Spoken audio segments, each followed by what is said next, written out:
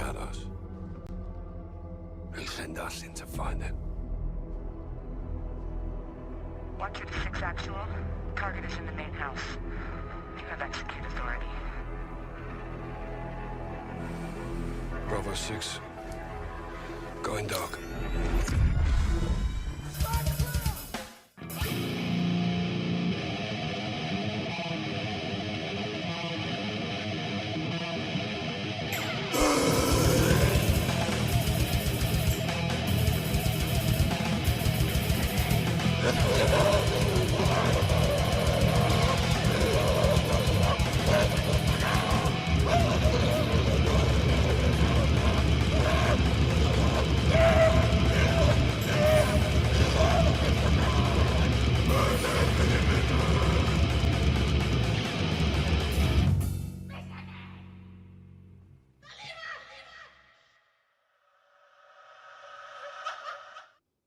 All right, everybody, what is going on?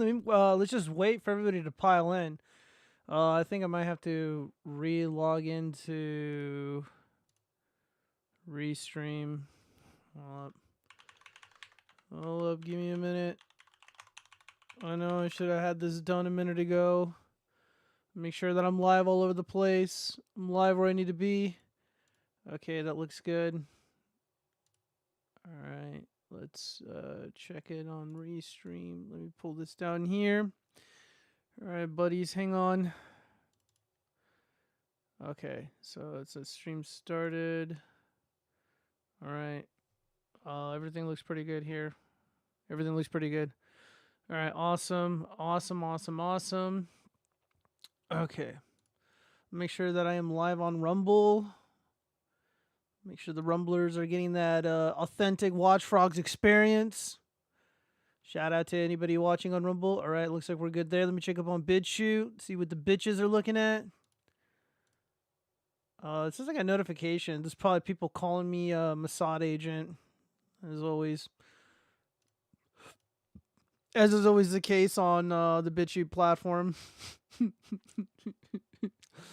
Oh god. Okay. So yeah, it looks like we're should be live.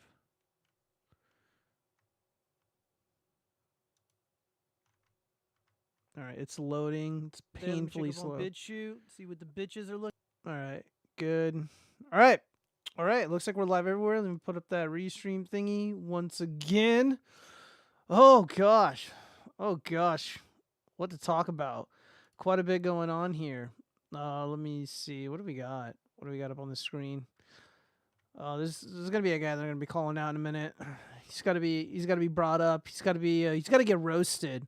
We're gonna start the stream just roasting this kid, this total fakester, this total poser, in my opinion. I'm not trying to get sued, but the guy comes off as like a total fraud to me. He's like a self-proclaimed analyst, and he's all over my feed. I don't follow this guy. I didn't even know he existed until like a month or so ago, and his stuff is like all over my feed, and it's sickening. All right, so let me go ahead and do my spiel really quick. All right, so where we at? There we go. All right, so greetings, everyone.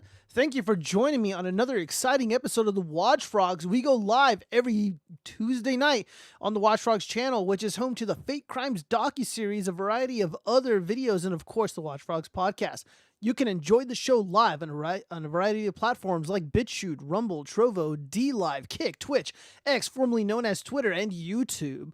For those who prefer an audio-only experience of the show, you can head over to my Google Podcasts, Apple Podcasts, Spotify, or anywhere else where podcasts exist. Links are in the description. If you wish to support the show and help keep the watchfrogs independent, feel free to head over to my Subscribe Star page, Locals page, or perhaps toss a generous donation in my Cash App. You can also Super Chat. All Super Chats are read and very much appreciated. Once again, links are in the description wherever you may be enjoying the show. All right. That was good. Finally. Let me see. AC, please hit the like button so Gio can reveal his pre-live stream ritual. Yeah, guys, if you enjoyed the show, if you want to support the frogs, please hit the like button and subscribe. If you're on Twitter, head on over to YouTube. It's really difficult to interact with the guys over on Twitter. Let me see what's going on with these interactions here. All right. Yeah, so one of the big things that happened today was apparently the United States is finally in a kinetic war with the narco terrorists, starting with the Venezuelans. That Maduro guy is up to no good. He's been too uppity lately, so they got to bring him. They got to bring him down a few pegs. And yeah, so if you see this little video here, they're just blasting these fools off the map, and this is really exciting. This is really awesome. Again, this is what I voted for. The UN when it comes to the dictatorship of Venezuela. Yeah, I know, right? Yeah, there's a lot of human rights abuses coming from this country. And yeah, they're getting their asses handed to them, and this is exactly what we need. This is exactly what I voted for. It's very important to deter these violent narco terrorists from unloading their poison into American neighborhoods, keeping families in a cycle of poverty and keeping them destitute, keeping them in a state of permanent despair. Yeah, I mean, this is what's necessary. This is what leadership looks like. I know a lot of the panicans, a lot of like the Groyper types are not really into that because of their weird unholy alliance with the BIPOCs that wish to harm and destroy America. But I mean, that's generally what happens with these unholy alliances. You form these friendships, you form these alliances because of a common enemy. In this case, it's like Israel or something. I don't know. It is what it is. So, post-nut clarity. I don't know what you're saying, but I'm sure it's praising the watchfrogs. Stadia Dispatch of the USA is at war with itself because of CIA drug trafficking. Look, I don't know what that is. Stadia Dispatch, you sound like a nerd. I don't want to hear that shit. So with that being said, there was this guy who ends up on my feed all the time, and he says the dumbest shit imaginable. What is it, Brian Analysis or Allen Analysis? Yeah, so he boasts that he gets 2 billion views a year. Very interesting. Let me take a swig of this water. Ugh, I'm already winded. He boasts 2 million views. He looks like Childish Gambino with AIDS. And he just says just the most innocuous shit. This guy is about promoting the Epstein nonsense. So he reports or he posts that Nancy Mace walked away in tears, visibly shaking after meeting with the Epstein victims. This is the same congresswoman who once claimed there is no Epstein list. I don't know if that's true because this guy lies a lot. I'm just gonna not take that for granted. And push for cushy prison deals. I don't care what she pushes for. She's a congresswoman, and that's not really her call to make, but whatever. The survivors are speaking, and it's rattling the protectors. Yeah, well, who are the protectors exactly? Because Epstein has been operating, doing what he's doing for over a decade for sure. Maybe multiple decades. What else do we have here? So just to give you a sense of the clownish nature of this so-called analyst guy. Where's that post at? He was posting some Gavin Newsom slop.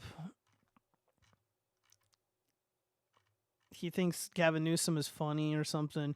He was also pushing the Orange Man is deceased meme. That was a gargantuan psyop. Yeah, right here. So who's running the country? I mean, this guy said that Taiwan was going to be invaded. That didn't happen. He kept insinuating in a roundabout way that Orange Man has passed on and he's no longer among us. And of course, none of this is true. None of this is true. So again, this is hard-hitting analysis from this so-called analyst guy who apparently gets 2 billion impressions a year. I never heard of this fruitcake. As far as I know, this guy has zero, kind of like desTINY. He has no credentials whatsoever to speak of. This guy's not moving the needle. He says a lot of shit that's just objectively not true. And he also serves to waste people's time promoting the Epstein shit. You guys already know how I feel about that stuff. It's just a waste of time. You can pretend that you're saving the kids and whatnot, but you're not. That's just the reality of it. Let me read some of these comments really quick. Let's see. Please keep the chat in English. Geo is a Sabo kid. Are you trying to? Is that a weird way to call me a Sabas goy or something? And does not have a Spanish podcast until he pays me to translate industry for. Yeah, that's right, AC. I'm gonna need a Spanish translator. Yeah, watchfrogs are going in Spanish. I will even wear his wig and his glasses for authenticity for the Hispanic audiences. The drug problem was in part because of the CIA, was my point. Oh, okay, whatever. What's up, Green Gang? Yeah, what's up, Green Gang? Green skins, Pepe's, Groipers, whatever. His hair is Jewish. Skin is Mexican. God damn it, Zombie Bomb. Shut the fuck up. He has butthole. I do not have butthole eyes. How fucking dare you? Out of all the things that I've read in this chat in the past couple months, butthole eyes is offensive. Dude, that's what people said about Matt Christensen. But look, I love Matt, friend of the channel, but he legit does have butthole eyes. Me, on the other hand, I do not. These are not butthole eyes. I don't have saggy skin under my eyes. I'm well rested. Not tonight, though. Not tonight, but I generally am. The butthole eyes, totally offensive. You're out of line, Zombie Bomb. I'm going to need a mod in here to start cleaning up these false allegations, okay? We can't have that. We can't have that. So, all right. So I mentioned earlier, this guy's getting he boasts. It's not me saying it. It's him saying it. 2 billion views. All right. Well, again, looking like a childish Gambino with AIDS, wearing sunglasses inside of what he probably imagines is a posh lounge, which probably isn't. It's probably in some lobby, to be honest. Sometimes I do have to wear sunglasses at night because I'm out all day and my sunglasses are prescription and I don't have them on me because I ride a motorcycle. Oh, we got his $2 super chat in the house. Before the stream, he said he loves Zombie Bomb. All right, AC, that is not true. Brasscast, the Geo sweaty. Geo is easy to rage bait. Shut the fuck up, Morse code. You fucking bastard. Mods are fake and disavow. Geo loves looking into Mad's butthole eyes. I do. His butthole eyes are very dreamy. All right, so back to childish Gambino with AIDS, wearing sunglasses. Oh yeah, so again, I'm also photo light sensitive. A lot of people don't know that about me, but I'm photo light sensitive. I have very special lenses that protect my eyes from the lights, and the sunglasses just are an additional protection. Obviously, I'm not going to wear that on a stream. So let's just look at the Mr. 2 billion views. It didn't come from legacy media.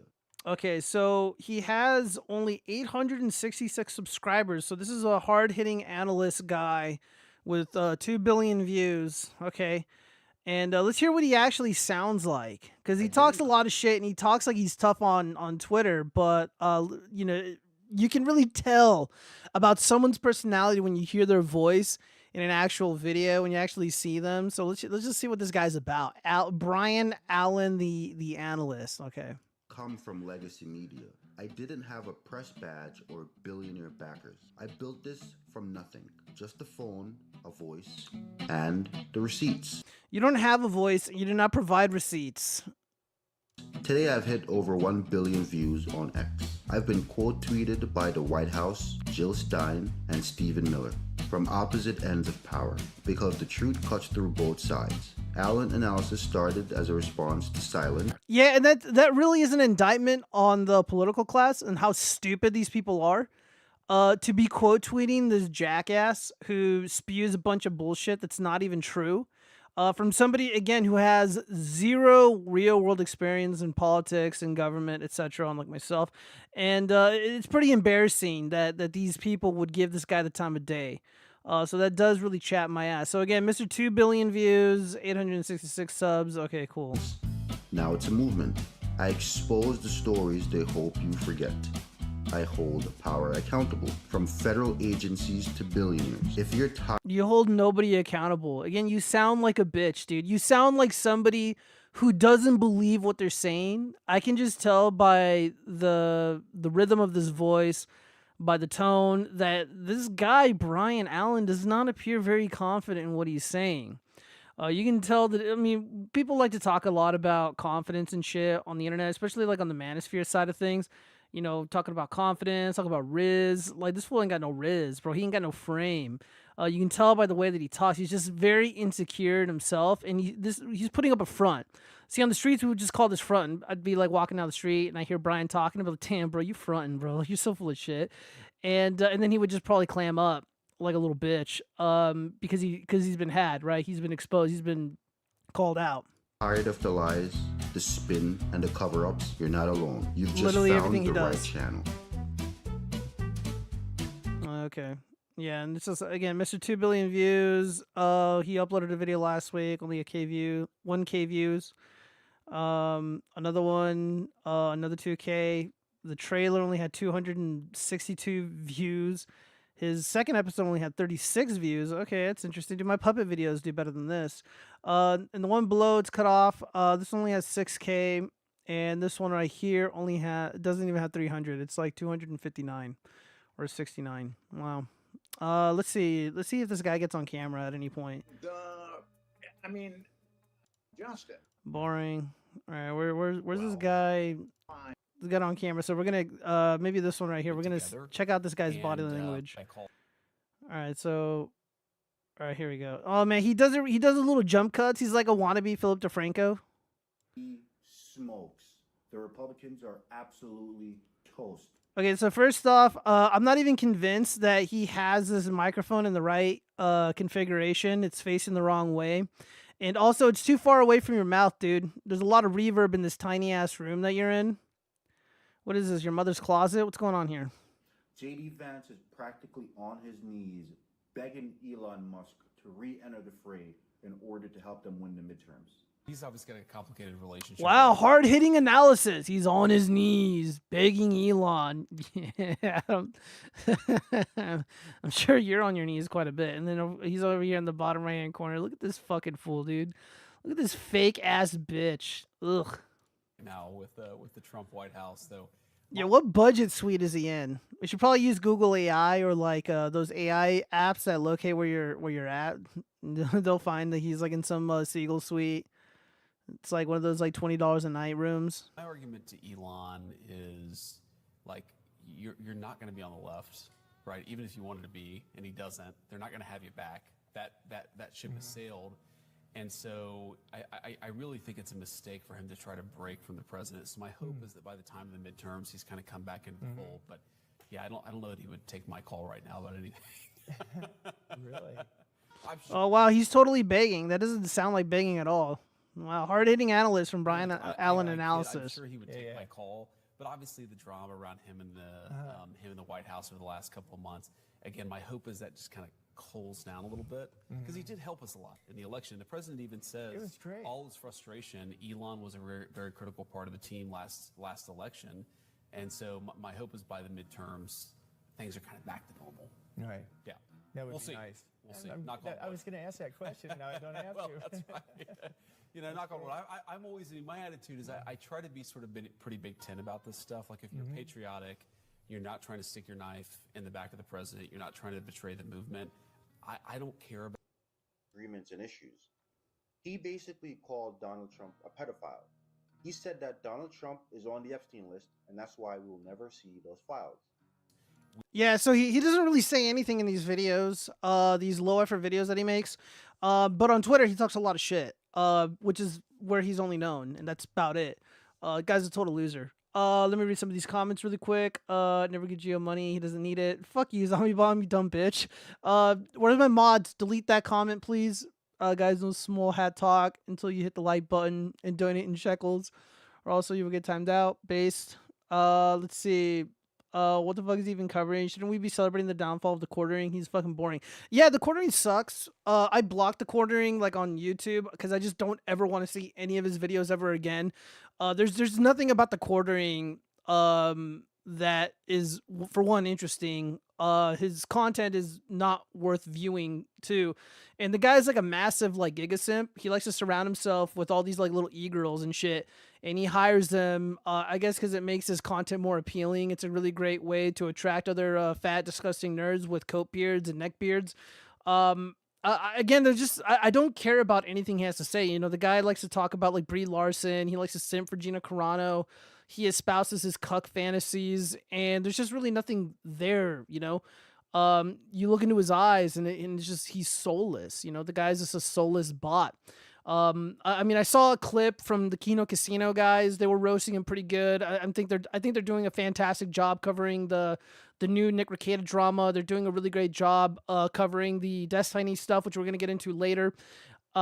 But I think they're making allegations, and again, I don't know if this is true. Maybe you guys know more than I do.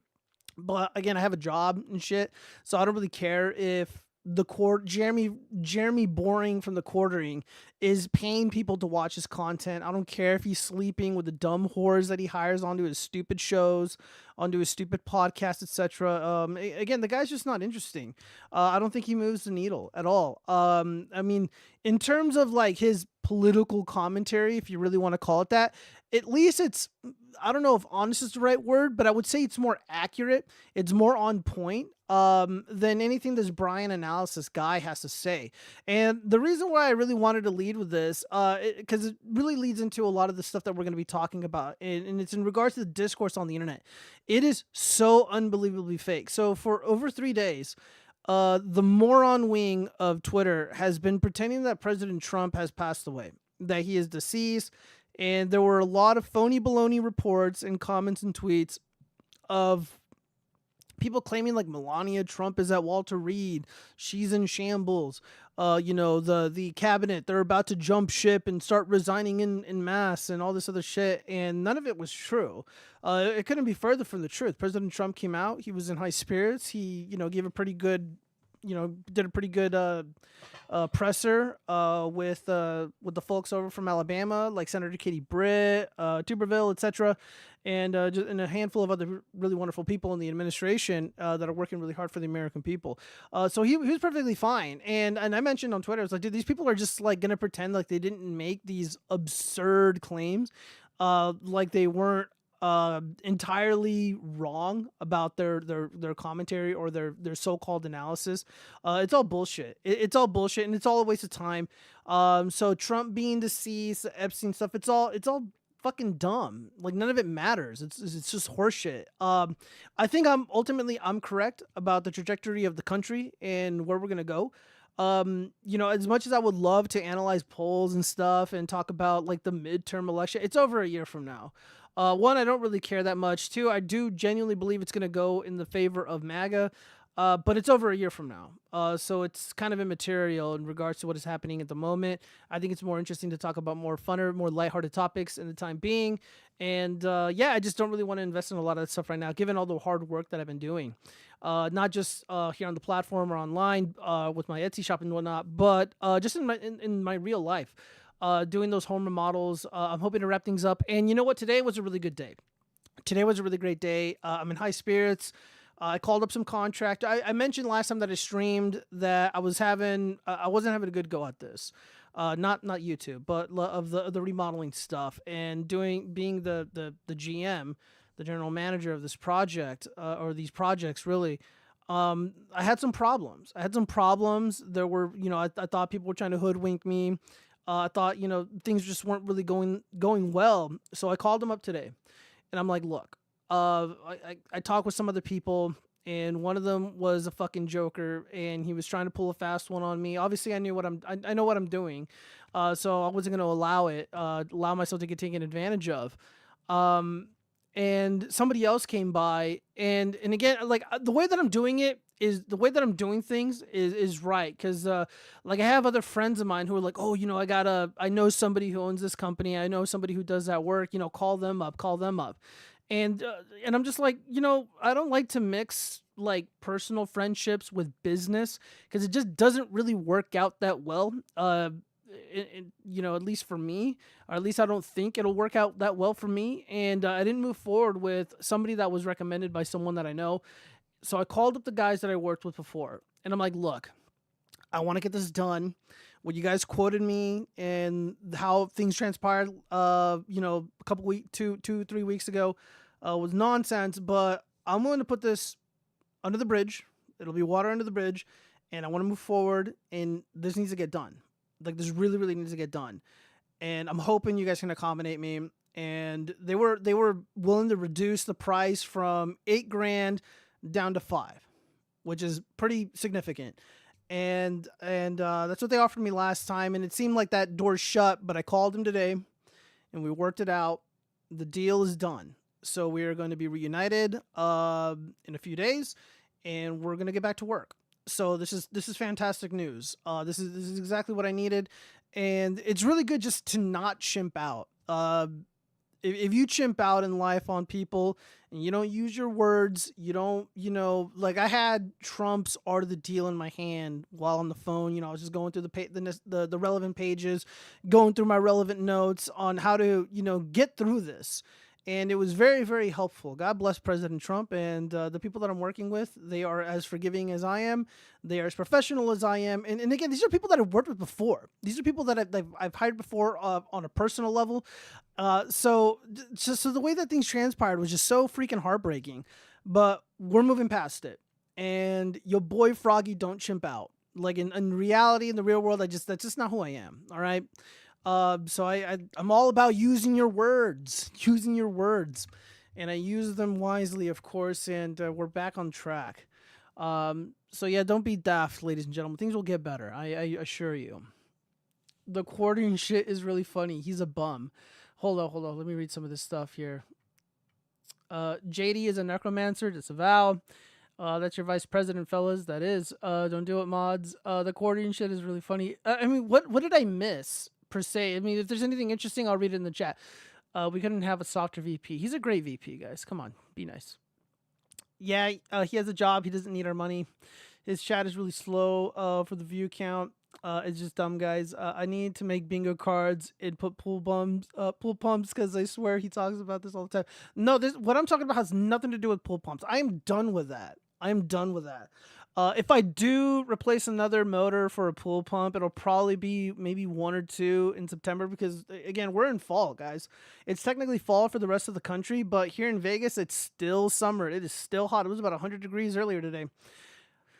You come here for the pool pump storytelling and lukewarm political takes. They're not lukewarm. Shut up. Yeah, I hate that. I'm like, people are like, oh, well, he's soft, he's popcorn, because I don't name them, because I don't engage in anti-Semitism. People just like don't trust me. Even in my own personal Discord, people are calling me very, very hateful words. Rhymes with Mike. And you know what? The respect starts today, all right? He shit his pants. This chat is slow for the viewer count because we have a live and do other things while the stream plays in the background. Yeah, thank you, AC. He pays those girls $20,000 a month to pretend they like him. Does he really, Zombie Bomb? Is there a source for that? Send it to me on Discord. I would love to see that. Dude, first off, I wouldn't put it past him. I feel like Jeremy from the Quartering is one of those guys who like pays people to be their friends. I know Tim Pool does that. Like he made some comment. I wish I saved it because it was so fucking funny. He made some comment towards who was the main actor in The Godfucker or Meet the Parents, Ben Stiller. He made some comment towards Ben Stiller, and Ben Stiller replies to Tim Pool, and he calls him a fucking nerd. He's like, yeah, dude, you're a fucking nerd. And then Tim Pool's reply is like, oh, but dude, I loved you in Tropic. He just starts dropping to his knees and gobbling up Ben Stiller's cock. And it was so fucking pathetic. And Jeremy from the Quartering is the exact same way. Like, I don't know what it is with these dorks, with these degenerate nerds like Tim Pool and the Quartering, but like they're just all ass kissers. Like, again, I'm not interested in any of that. Like, I don't really care who likes me. I don't care who hates me. I don't care who wants to be cool with me or not. I'm just here to do the puppet stuff. I'm here to do a fun stream, and I can't wait to commit to this stuff. More full time again. It's just really difficult to do it when I have legitimate home remodels to do, and it's just like, dude, like I'm on deadlines, man. I'm on deadlines. I got to be up early in the morning tomorrow, and I'm gonna be at it the entire day. But fortunately, it's going, especially today. There's been really positive developments, so hopefully it stays that way. Ben Stiller's Meet the Fockers guy to you? Well, I mean, he's been in a bunch of movies, dude. I don't know why Meet the Fockers just came up in my mind. I hate you more than all of you. Why do you hate me, Zombie Bomb? What did I do to you? He kisses the back side of a shekel after he cashes out his donations. That is true. I do all that. All right, so we got to move on. Let's see. So Brian analysis, total fraud. Let's see. Let's get warmed up. Liberal woman asks MAGA men, what do you mean you're scared of the cities? Well, I live in the city. I would love to hear what she has to say. Let's go ahead and speed this up because I don't really like to hear women talk that much. All right. We truly are not bullying MAGA men as much as we should. Because what do you mean you're scared of cities? Cities? Like downtown? You're scared of that? You're supposed to be the protectors, right? Aren't you all the one pushing the gendered bullshit that men have to protect women? Yeah, some do, and those guys are dorks. Am I afraid of the city? No, but am I totally clueless and stupid as to what transpires downtown, more specifically downtown Las Vegas? I remember not long ago, me and a buddy of mine, I met up with some of the fellows downtown. We parked by the Ogden, and the first thing that I see is a group of very stunning and brave individuals like start challenging each other to a fight. It's the first thing I see. Then we start walking to a bar, and I look over to the side, and I look at a bus stop, and there is a giant puddle of poop, a giant puddle of shit, because the homeless people just shit on the streets in downtown Las Vegas. If the police aren't around to police these idiots, that's what happens. And yeah, I'm just not really interested in being around that. Generally speaking, like, yeah, men are supposed to be protectors. If you have women in your family, you got older gentlemen in your family, and you're younger and you're tough, you're supposed to protect your family. But random douchebag girl on the internet, excuse me, who wants to bully guys like me, yeah, I'm not interested in protecting someone like you. I don't know who you are. There's no S on my chest. I'm not a hero. I don't do that. Oh, my masculinity protect my women's. No, if they don't want to be protected, which seems like a lot of them do not, and they want to embrace the criminal elements of the city that has been embraced by the Democratic Party, I'd say fuck it. You know, just let the chips fall where they may. Not my problem. So I don't know. I feel like this video, her nonsense, her little rhetoric here, her spiel here is a little outdated. Because I see a lot more guys, drifting off over into MGTOW, into the red pill stuff, to the manosphere stuff, and a lot of that stuff is more like you need to focus on your health, you need to focus on your family if you got one, you need to focus on upskilling, you need to just worry about your own stuff, because a lot of the people in your country, or at least half of them, do not like you. They want the worst for you. They want you poor, destitute, and dead. Don't even risk your well-being, your freedom, etc., to defend people like this. And I'm letting people know right now, this is the reality. A lot of these women, like this libtard chick here, absolutely have intense animus towards guys like myself. And that's fine. I'm not mad. I mean, these are her opinions. This is just how she feels. I'm not here to change her mind. But I'm letting you know, I don't feel the way that you think I do. I don't believe the things that you think I do. And you can go ahead and wander around the city. You can go ahead and promote open borders, promote soft on crime policies. And when shit hit the fan, it will inevitably happen. Don't be like, oh, well, we need more cops. Well, you shouldn't have defunded the police. Where are all the good men? Oh, well, you told them to fuck off and that you wanted to bully them. The soy boys, they don't got what it takes to fight. They don't got what it takes to defend you. Especially when they're being ganged up on. I don't think many people can deal with that. This is what you asked for. I know Sean Fitzgerald doesn't really like it when people say that, but like, this is what you voted for. What are you protecting us from? I strap my toddlers into a car and drive them downtown literally weekly and think nothing of it. But you, my guy, won't go within a 5-mile radius without your Glock and being strapped up? I think we should be bullying them more. Yeah, this is also another false thing. You can't be strapped with a weapon, with a firearm. You won't be let into the bars. The majority of the bars, at least out here in downtown Las Vegas, the Fremont Experience, they have checkpoints and they will check you. They will scan you for weapons, etc., because of the intense violence that goes on downtown. So yeah, no, that's just not really happening. The only time I've ever experienced that is one of my buddies brought a friend and he was a cop and he brought a gun, but he's a cop, so whatever. So no, this isn't really a thing. So here we go. This woman is lying. That seems like snowflake shit to me. These big, strong men get their stats from Fox News and think that crime has overridden these areas and the police are getting beat up. No, they're not. I literally went to the farmer's market downtown 2 weeks ago. It was fine. The little guy is scared of the big city. What a dumb bitch. Let me read some of these comments here. Oh boy. You laughed when my dog... What the fuck? No, Zombie Bomb, I did not laugh when your dog died. That sounds like bullshit. I'll hate you forever. I don't recall laughing at your dog dying. That doesn't sound like something I would do. I am a very empathetic person. I just empathy all over the place, and I love animals, so that just doesn't sound like something I would do or say. Romans despise artists and actors. They considered them lower and less useful than prostitutes. We can learn from that. I don't know if that's true, but Carl Johansson, that's interesting. I'm up to hear you had a good day. I hope it's the only one you get. Jesus Christ. That girl looks like an alien. I don't know what her deal is. Maybe it's just the way that she's doing. She's wearing her hair. Let's see. I went out the other night around the diverse youth to watch them commit crimes and troll them IRL. No one argues with a white Muslim-looking dude eating a tray of cupcakes at the middle of the night. Probably not. She seems like a feminist who loves equality, so I'm not taking a bullet for her. She can enjoy the cultural enrichment. Yeah, that's what she wants. Different folks, different strokes.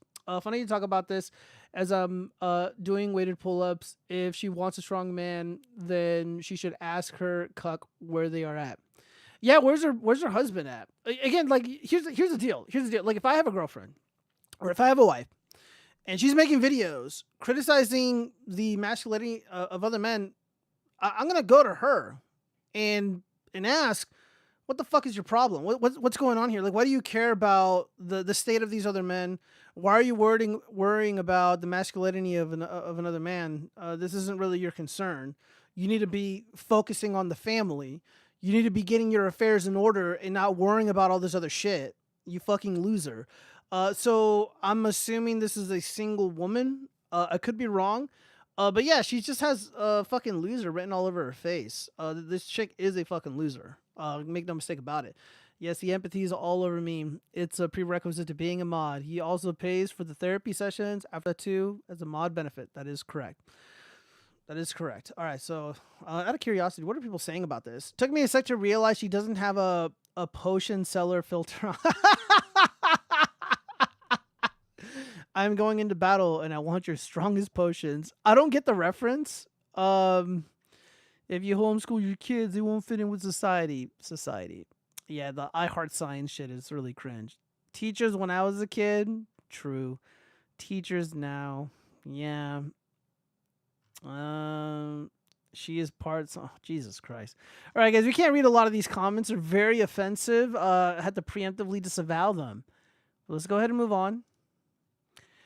He isn't getting away. Trump admin plans to send Kilmar Abrego Garcia to Uganda. Oh, man, Uganda be kidding me. This guy again.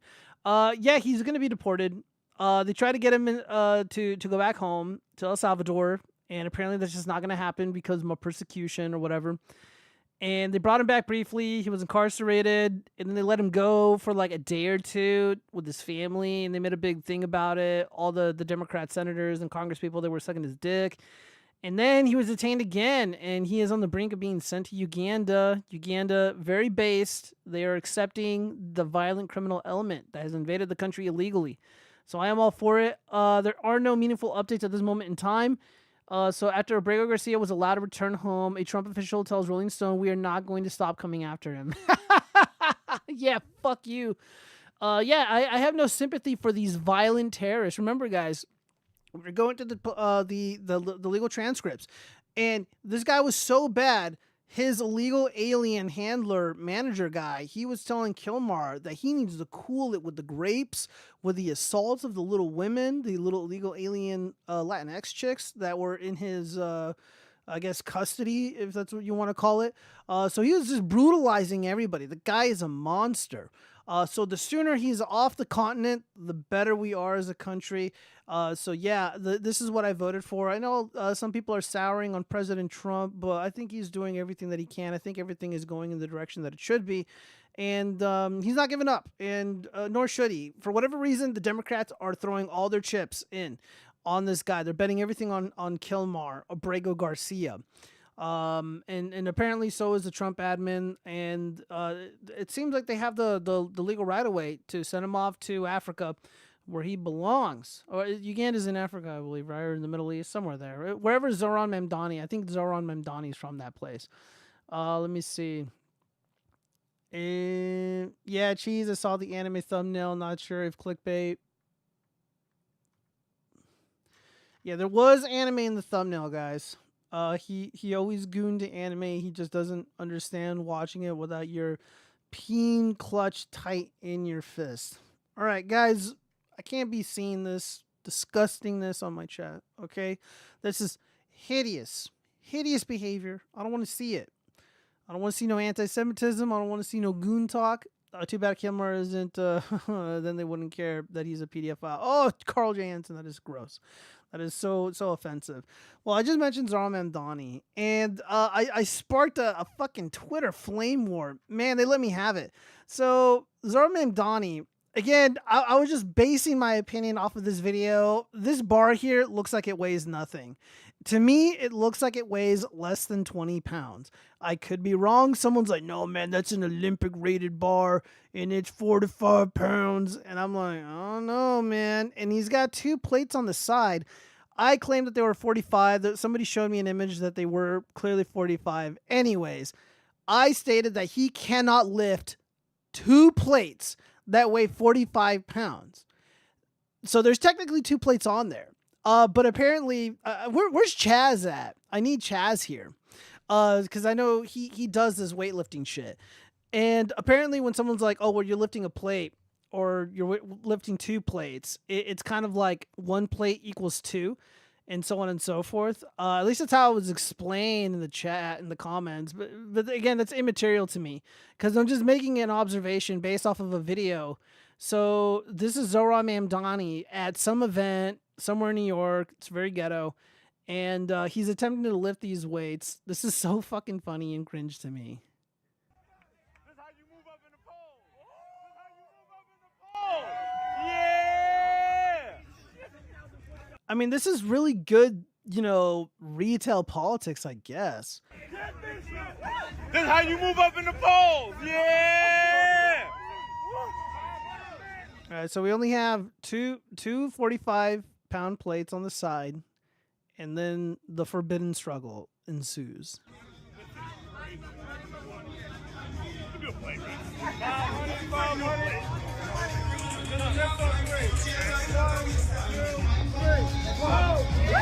Shit, I gotta lower this because they're playing some ghetto ass music.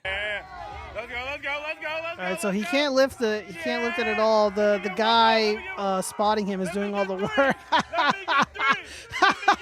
He only can do 3, and he wasn't even lifting him.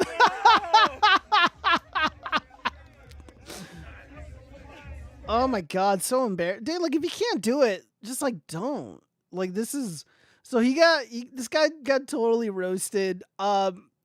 Man, look. I'm not the biggest guy in the world. I don't lift weights. I do machines just because it's easier. I'm not trying to hurt my back or do something stupid because I never really trained for it. And if I do any sort of weightlifting, like, I definitely want to hire like a fitness trainer or something just so I don't like kill myself. And obviously I would need a spotter. But yeah, so this guy does this and it's just like, it's got me thinking, you know, like, he's fulfilling all the stereotypes of the weak urban soy guy, foreign guy who wants to come to the United States, and, you know, they don't really do anything. No, he literally doesn't do anything. He was a SoundCloud rapper. You know, I think he worked for his mom doing like nothing. And now he wants to be the mayor of one of the largest cities in the country, and it is very consequential. This guy being the mayor of New York City is a big deal. In that city, they wield a disproportionate amount of power as opposed to other mayors throughout the country, just because of the city that it's in. I mean, New York is almost like the birthplace of capitalism. And then here you got this guy who's crying about globalizing the Intifada, wanting to seize the means of production, even though he's never worked ever in his life. You know, I've just bought a brand new pole sander, an electric pole sander, and it basically accepts 9-inch sanding discs, and it's about 40-ish pounds, and I have it attached to a shop vac, and I'm lifting this thing up over my head, and it's only 35 pounds. All right, it's only 35 pounds. It's not heavy. You know, I can pretty much do it with like one hand. You know, I can kind of lean it into the wall, but you're not really supposed to do that. But you're doing this for, you know, about 10-20 minutes, and you get tired. Doesn't matter how big or small you are, it wears you out. This dude cannot lift I doubt he can hold up a 35-pound pole sander. Not even like a fancy one. The fancier ones are a little bit lighter. I got the one from Bauer because, again, I don't really do this stuff professionally for a living.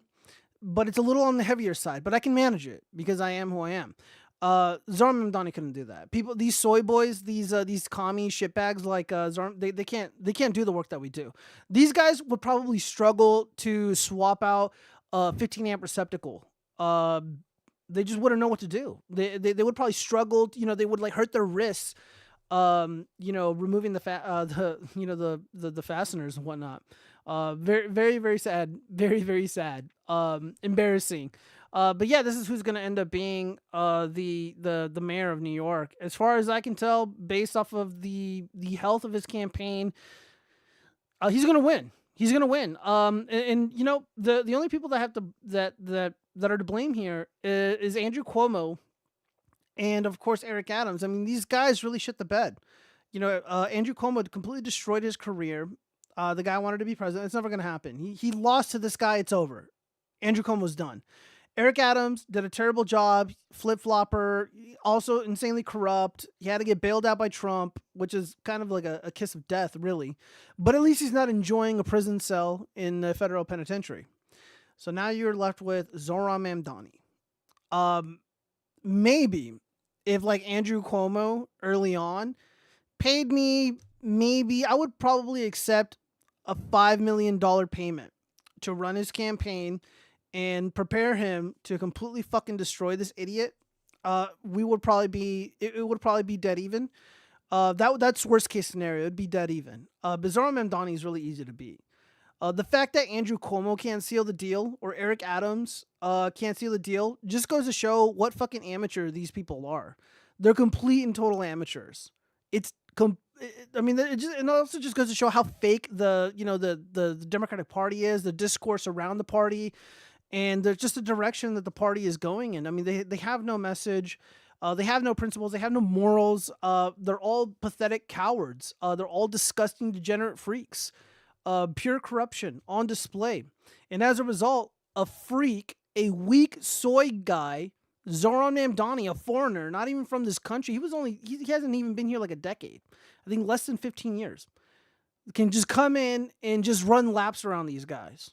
That is embarrassing. And Andrew Cuomo comes from like a mob family, or at least his family has ties to the mob. His father was insanely popular as a politician.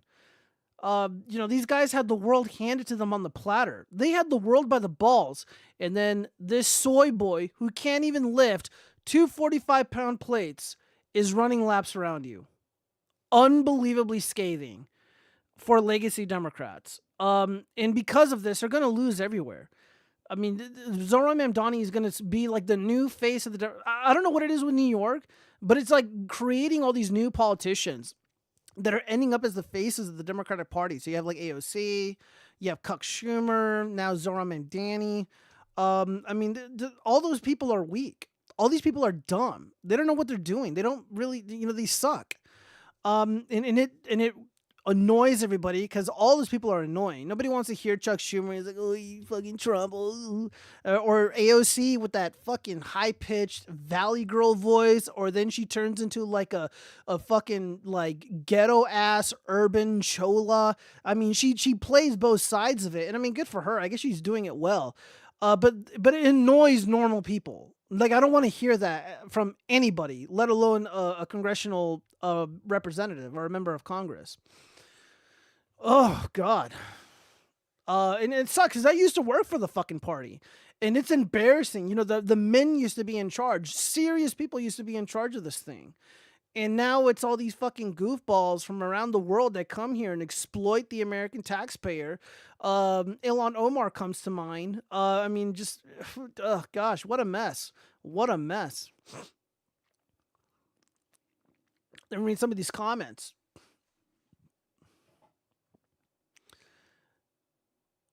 Oh, man. You guys are assholes. You should challenge desTINY to a boxing match. I would fucking destroy desTINY in a boxing match. It would not... 1, I have longer arms than him. 2, I'm bigger than him. 3, I'm taller than him. No, I would just hurt him. And I'm not interested in hurting people. That almost looks like 25-pound plates. It might be 100 if it's 25s. Like, look, the bar doesn't look like it weighs that much. And I know for a fact those are two 45-pound plates. And my estimation was like it's around 90 pounds. Like, he can barely lift 90 pounds. Like, it is easy to curl that. Like, I know women that I used to work with at this warehouse that I used to work at who can lift that all day. They have the little gloves and they have a little thing strapped their back and they can do this. Zoro and Donnie can't do any of that. I'm like reading the comments on like on this news article website, and like people are like, dude, like my grandma can do that. He isn't as offensive looking as the degen they're about to elect in Minneapolis. I don't know if they're gonna elect that freaking Minneapolis. They just like revoked their endorsement. There's some fraud going on over there, so we'll see. You should ask to wrestle him.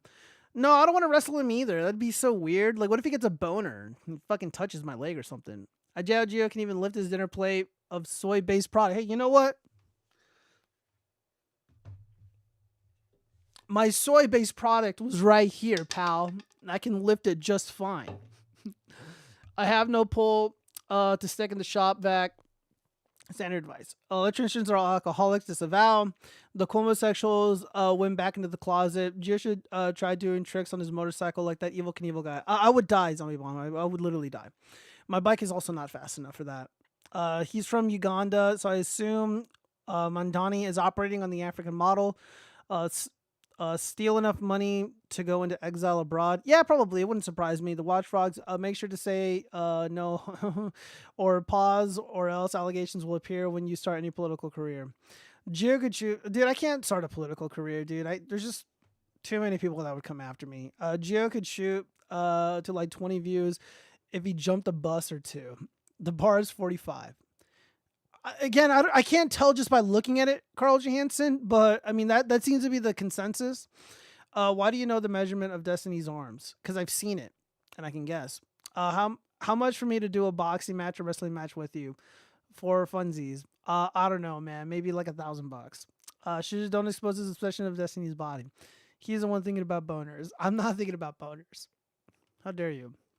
Yeah, so, Zara Mandani wants to end all misdemeanor charges, easy pass for criminals. So, I mean, this is the common play of the Bolshevik, of the commie. They want to appease criminals. They want to give them permission slips to do anything. Once you go down this path, you just unleash a torrent of criminality onto a harmless and unarmed population. I mean, we know where this leads. The soft on crime, the bail bill, the bail policy, the no holding bail bullshit, has resulted in people literally dying. So this is the direction that we're going in. And again, he has no opposition. Cuomo has no leg to stand on, and neither does Eric Adams.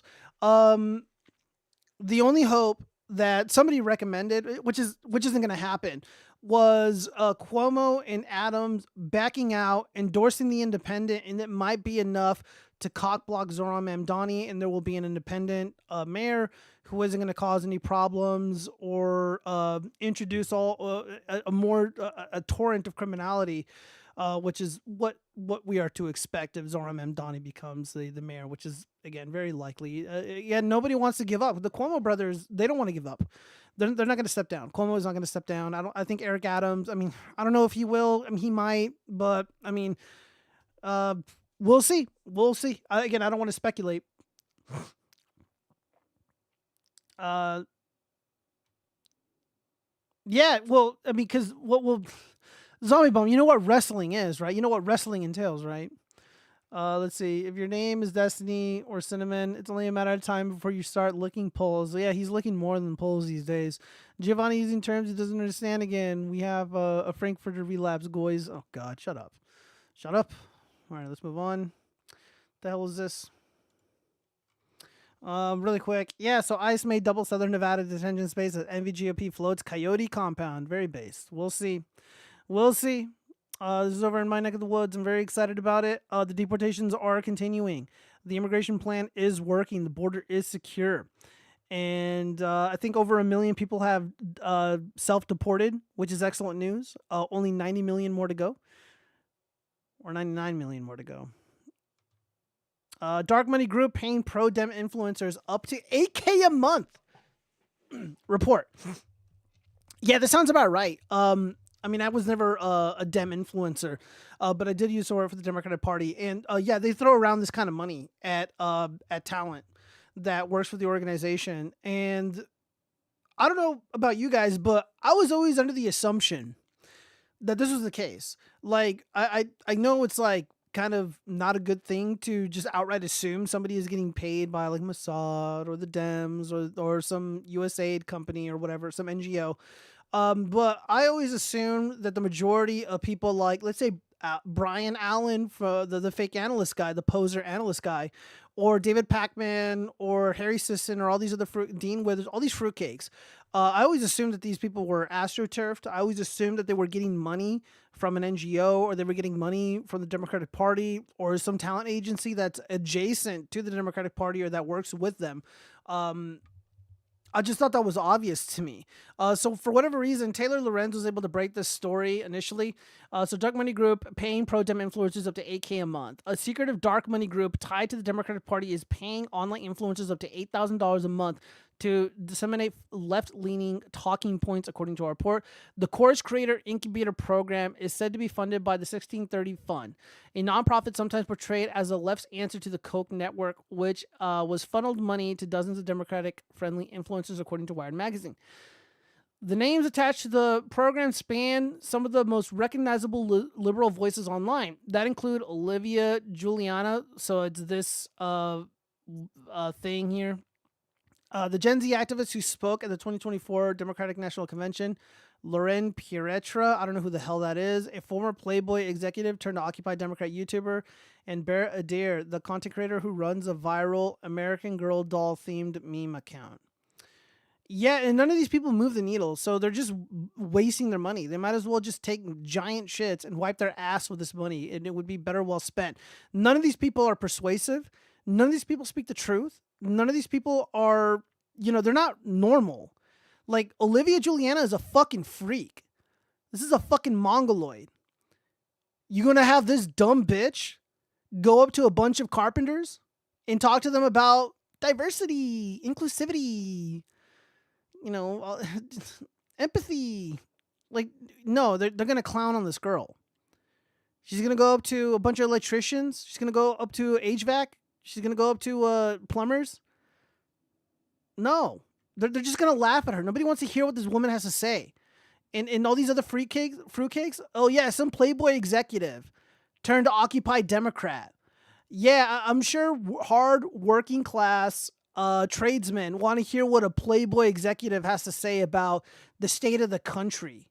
What the fuck is the Democratic Party doing? And they wonder why they're bleeding money. Why people don't want to donate to the party, because they're just wasting it. They might as well just be throwing it in a pile and lighting it on fire. Ugh. Yeah, dude, imagine this fucking Peter Griffin looking ass bitch trying to lecture you about, trying to lecture a bunch of, fucking welders, white welders, about how they're privileged and they need to just drop to their knees and suck BIPOC cock. Because that's essentially what is happening. The program also includes Suzanne Lambert, who styles herself as Regina George Liberal, Ariel Fedor, a teacher with 1.4 million TikTok followers, Sanders Jennings, the TLC reality star. Oh, wow, reality star, great. And older brothers of trans influencer Jazz Jennings. And David Pacman, host of a YouTube show. Yeah, another guy who doesn't move the needle, who spews a lot of bullshit and lies. He said some really heinous shit about those Catholic kids who were shot at by the Transformer. I'm not going to repeat all of that and go over it. But yeah, these guys are fucking losers. David Pacman isn't even an American. The guy's from South America. Each of them and many more who brought into communication with Chorus, a nonprofit arm of a for-profit influencer agency, to take part in the program. The 1630 Fund told the Post that it is a fiscal sponsor of Chorus and that the group received donations on Chorus's behalf and provides operational administrative support for Chorus. Though it states it is not the original source of financing. Yeah, so it probably comes from like George Soros or something. In all, the course told participants more than 90 influencers were expected to join, according to Wire. The arrangement was cloaked in secrecy. Again, like, if you guys are doing, like, everything you're doing is on the up and up, like, why the secrecy? It's because, you know, like, because they want to give the appearance. They want to have the illusion that what these far leftist douchebags, like the Omni-Liberal, Hassan Piker, David Pacman, that other cocksucker, secular cock, they want to pretend like all these guys are organic. All these guys are authentic, and none of them are. None of these people are authentic. And again, this is my opinion, but what makes a good content creator, or not content, but what makes a good a political commentator or an actual political analyst is, like, one, you have to have experience in government or in politics, like real world experience. Like, you were paid to do this, like, professionally. And you had to be on the fucking ground doing this shit. None of these guys, as far as I'm concerned, never have that experience. Two, if you're going to, again, do analysis, be right. Just be right about what you say, about what you think. Because part of what we do is predicting the future. I know I repeat that a lot, but, like, we have to predict the future. And a lot of people abandoned David Pacman after the 2024 election because he spewed a lot of lies. He made a lot of phony baloney claims about the trajectory of that election. And again, guys, I was never worried. And go back and watch all the video. I was never concerned about how this was going to go down. I had faith, and I saw what I saw, and I made a really fucking good video predicting how it was going to go down. Because one, I just know, like, I understand politics, like, I understand the landscape, and I understand a lot of the players involved, and I was able to make a very, very accurate prediction. I think over 90% of my bets paid out.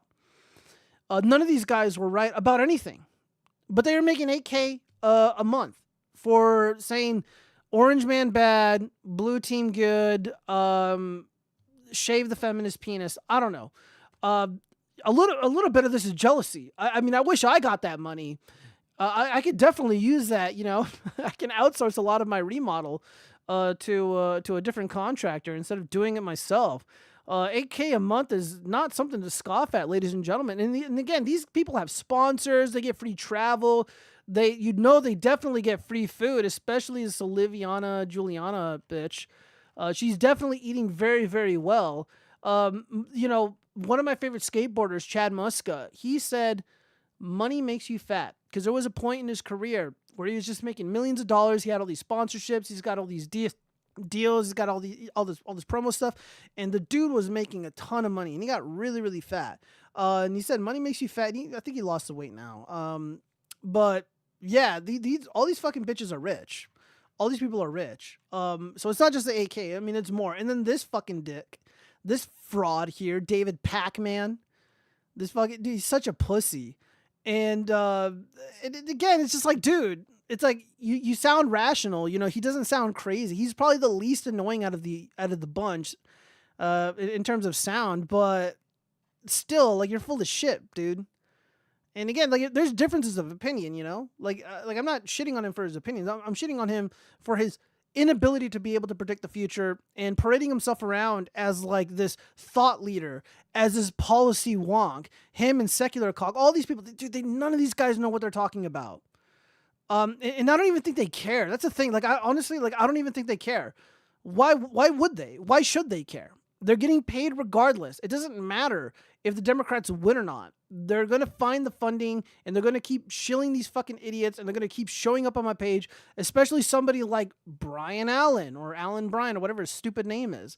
The fake analyst guy. Well, in my opinion, he's a fake analyst. I've yet to see any credentials that would, you know, allow me to call him an analyst comfortably.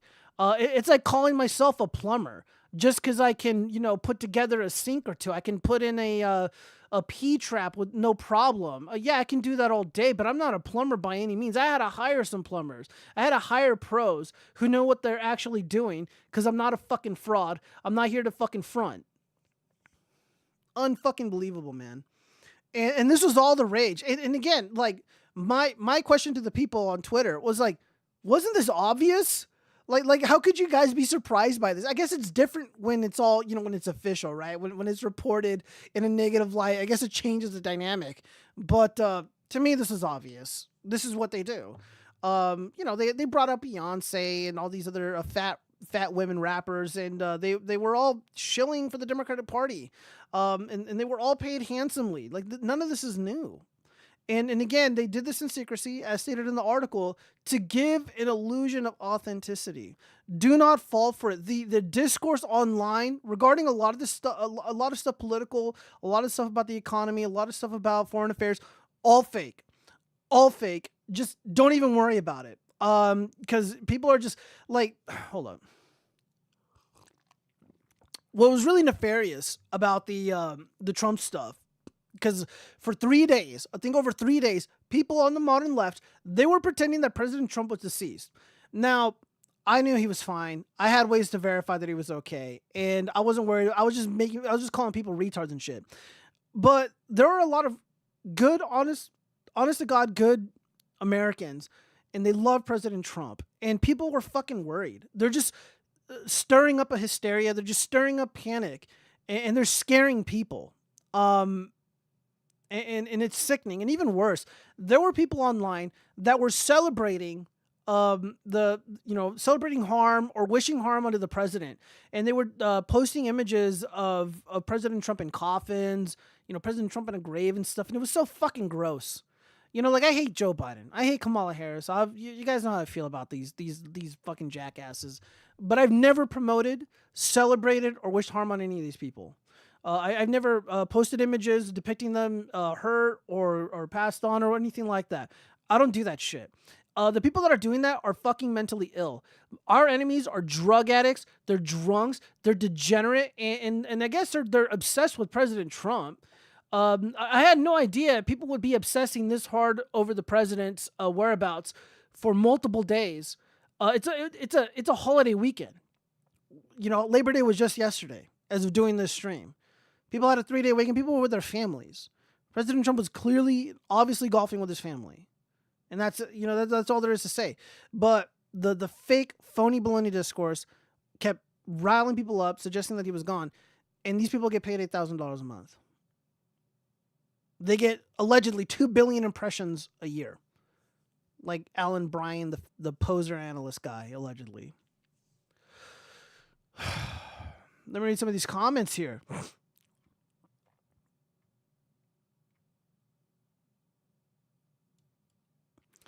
Gia can't even think of wrestling without getting horny for gay sex. Shut up, bitch. Do you think you could live with Taylor Lorenz for 1 year for $5 million? Oh, you definitely. I could definitely do Taylor Lorenz for 1 year. Do I have to sleep with her? Do I have to pay attention to her? Can I play video games while we are living together? Is it a 1-bedroom ordeal? What are the terms here? I think I could do that.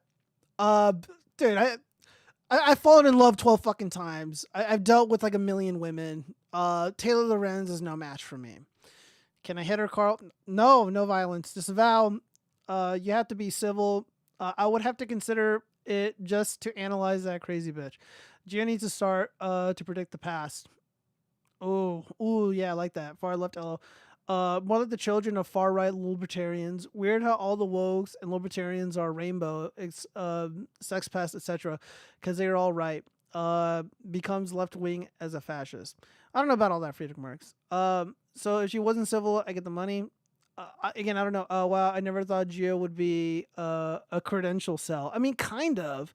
I mean, there comes a point where it's like, there needs to be some kind of standard. I do believe there needs to be some kind of standard.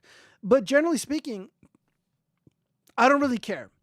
But when you continuously make predictions and claims about the trajectory of the electorate, the trajectory of a electoral outcome, and you're just reliably wrong, I don't know, you're just kind of worthless. I mean, if I was a big money guy and I was paying a lot of these influencers to do my bidding, I would like it to be people who are like intelligent and not embarrassing, and they don't get things wrong. Like, they have to get things right.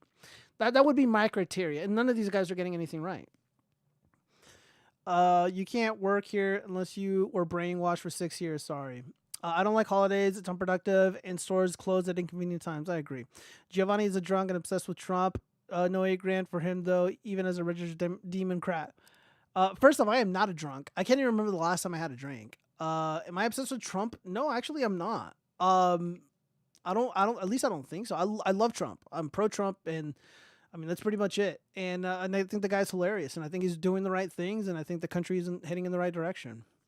Like imagine celebrating Labor Day when we pay taxes out the booty hole for the labor. Yeah, I know that's true. Companies need to invest in better training. Giovanni wants standards. How anti-freedom. Yeah, I just think, for the most part, there's got to be some meaningful metric in which we judge these people. But, the better way to look at it is, freaks like Secular Cock and David Wackman, their whole appeal isn't telling the truth. It's telling comforting lies to gullible idiots who, are just, addicted to the hopium. They're addicted to the copium. I mean, that's really what's on display here. But it isn't working. And my hope is that more and more people divorce themselves from these political, talentless retards, and genuine independent voices, get a fair shake, and people hear them out.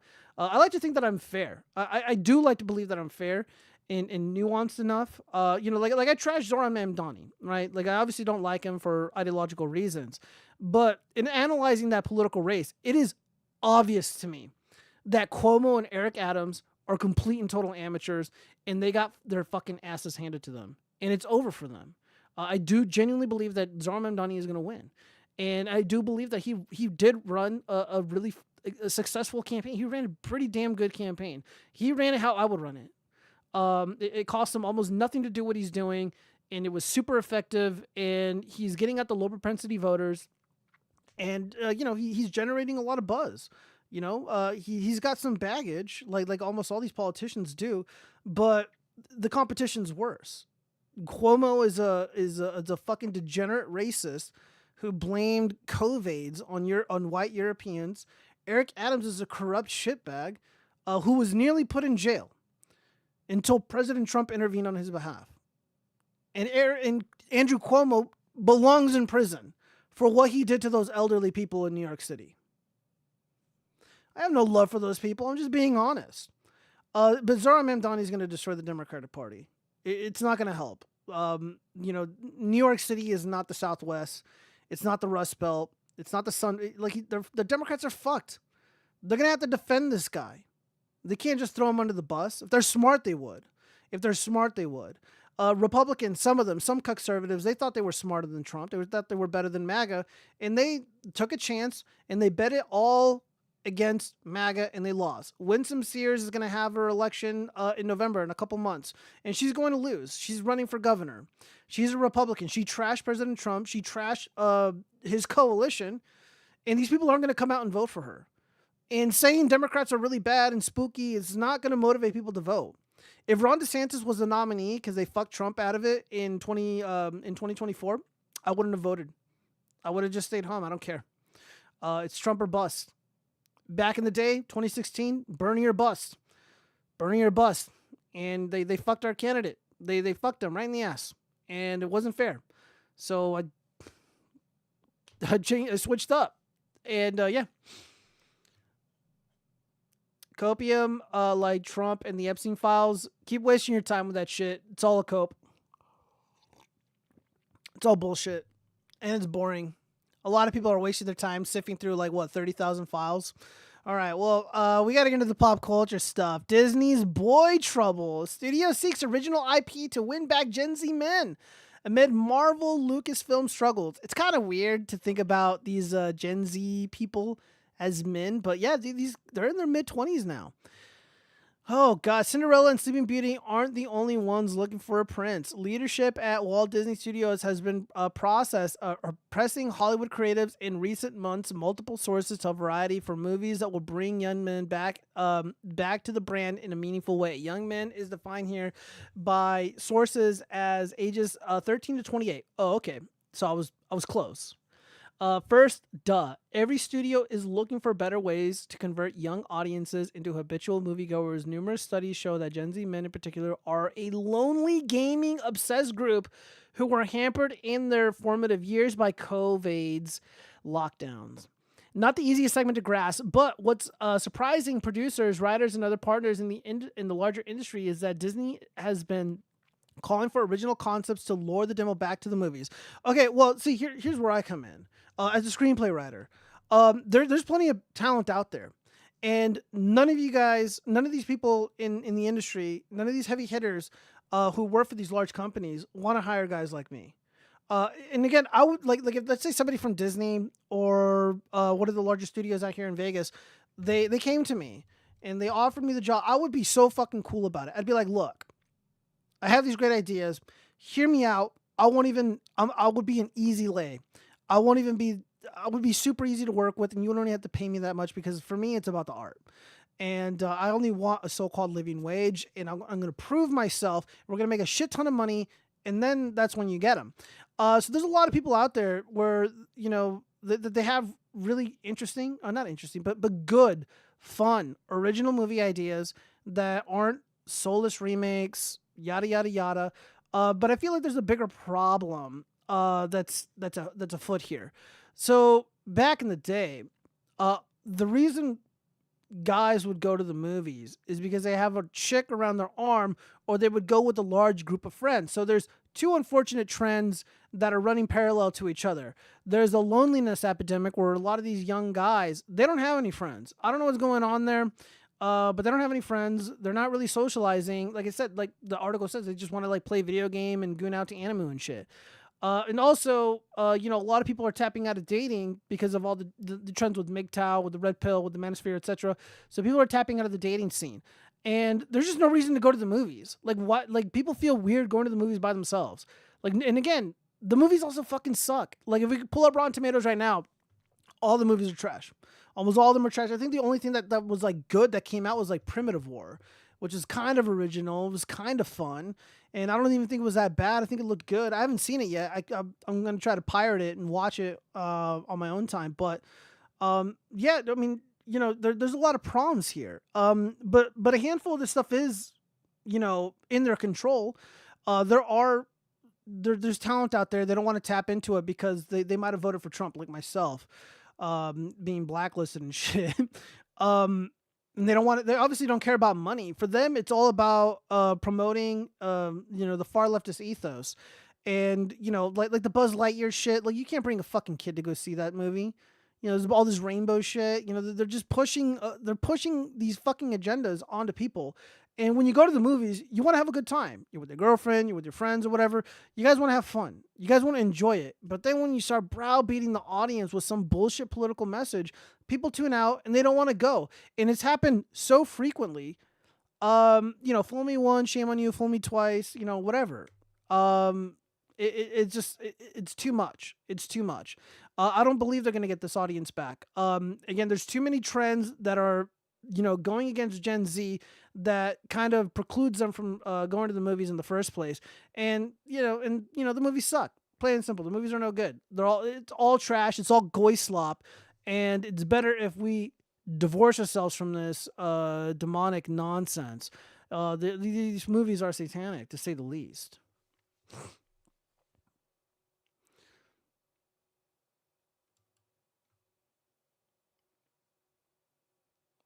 You saw it then, guys. Trumpstein talking points. Who cares about the pedos? Now Trump said not to care. Got him. Shaking my head. Jill still thinks that the elites aren't real and aren't shifting global dynamics. I'll be an easy lay at the watchfrogs. What the fuck is wrong with you? And phrasing. Really considering you're so sad. Whoa. Everybody calm down. It's streaming. Romans would schedule plays around people sentenced to die. So the character who was going to be stabbed to death or poisoned would be played by a convict. So real movies, basically. It's kind of based.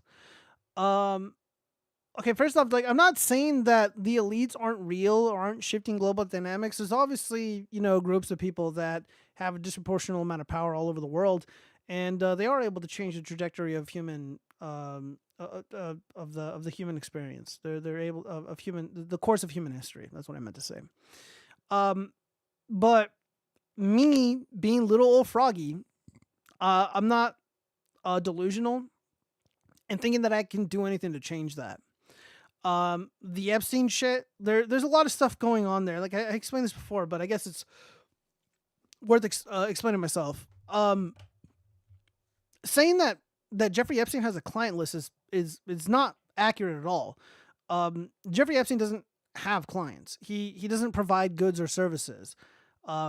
This is a guy who tried to utilize the scientific community, tech giants like Bill Gates, and heavy hitters in the movie industry, from actors to people like Matt Groening, Harvey Weinstein, etc., and essentially change reality to his whim, change the course of human history in a direction that he saw fit based on what he ideologically believed.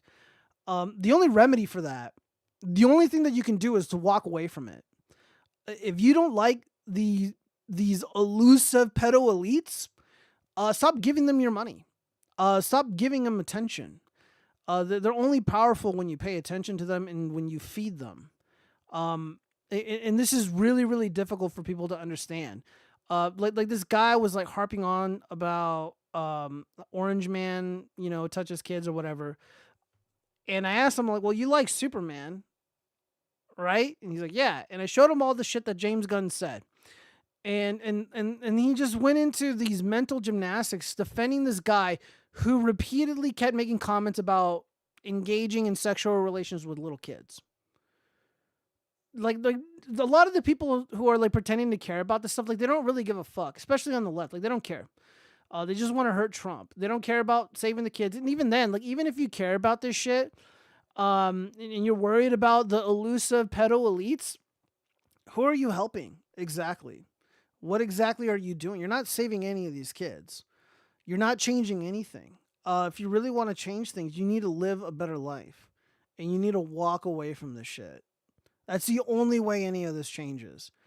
And you need to be brave enough to let people know, yeah, I don't consume cape shit because a lot of the people that are making this shit are fucking pedophiles. I'm not afraid to call them fucking pedophiles. I'm not afraid to call people little bitches and consumer whores for giving these fucking pedophiles money. But I get more hate pointing that out. And then I get even more hate for not fucking giving a fuck about this Epstein shit. Because I just know a lot of this discourse is fake and meaningless. It's all bullshit. Like, none of these people are saving the kids. Like, I don't know why it's so hard for people to understand. Like, I don't want to waste my life fucking sitting there on my phone reading all these fucking bullshit-ass documents. And like, Brian Analysis guy, he's saying shit now that I was saying like a year ago. I said that the Ghislaine Maxwell trial was bullshit, and it's a cover-up. It's not a trial, it's a cover-up. They're covering up for the people that were involved. It was obvious to me. Same with Epstein. Like, it's obvious, Look at the 2016 DNC emails. Those people were literally talking about spirit cooking. Literally demonic cooking. That involves blood. The Podesta fuckers, they had pictures of like little kids getting their fucking asses touched and shit in their home. Like all these people are fucked, man. And what I did was I walked away from the Democratic Party. What else can I do? I'm not gonna sit here and pretend like I'm fucking changing the world. I mean, like, dude, you got, like, everyone knows, right? Like, it's pretty much universal that the music industry and the movie industry is fucked up. It's full of pedophiles, and yet people still gobble up the goy slop. They gobble up their cape shit. They can't let go of their precious little Star Wars. They can't let go of their Funko Pops. Fuck you. I don't care. I just don't give a fuck anymore. Like, I know what I need to do. Do you? A lot of these people don't.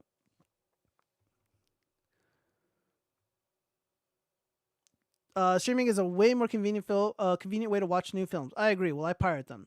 What I meant is that you'll not be hired by Hollywood because you don't have the message they want to spread. Hollywood is isn't about making money anymore. Yeah, I know. Mr. Drill. That's something that I've repeatedly said. Because a lot of these other dorks, these culture warrior losers who, again, don't do anything. They think they're changing the world and shit. They're not. They think they're changing the trajectory of the entertainment industry. They're not. It's obvious that it doesn't matter how they spend hundreds of millions of dollars on these bullshit films, and nobody watches them. Everybody hates them. There's a handful of people that see them and they lose a ton of money, but they still keep making them. It's obvious none of this is about art. It's about pushing, the far leftist ethos into as many minds as they possibly can, and obviously it's working.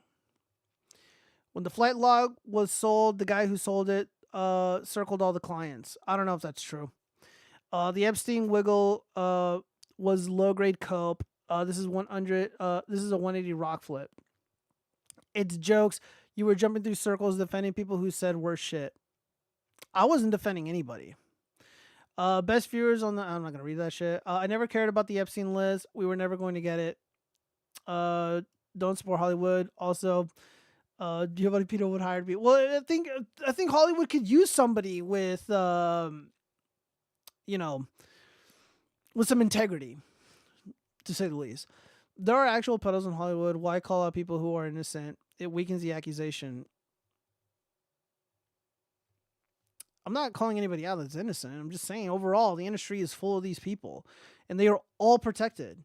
Just look at the Harvey Weinstein shit. Like all these fucking bitches were like doing the Me Too movement, and also like a handful of them were victimized by Harvey Weinstein. None of them said anything.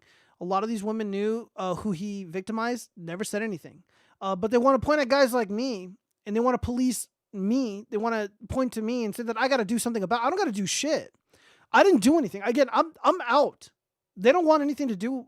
They want nothing to do with guys like me. They want guys like me out. That's it. George Orwell wrote in 1984, according to him, all art is propaganda. I don't know about that. I mean, art generally has meaning. If you want to interpret some art as propaganda, I guess you could if you really wanted to. It really just depends. Let me see. Is there anything else that they wrote here? Yeah.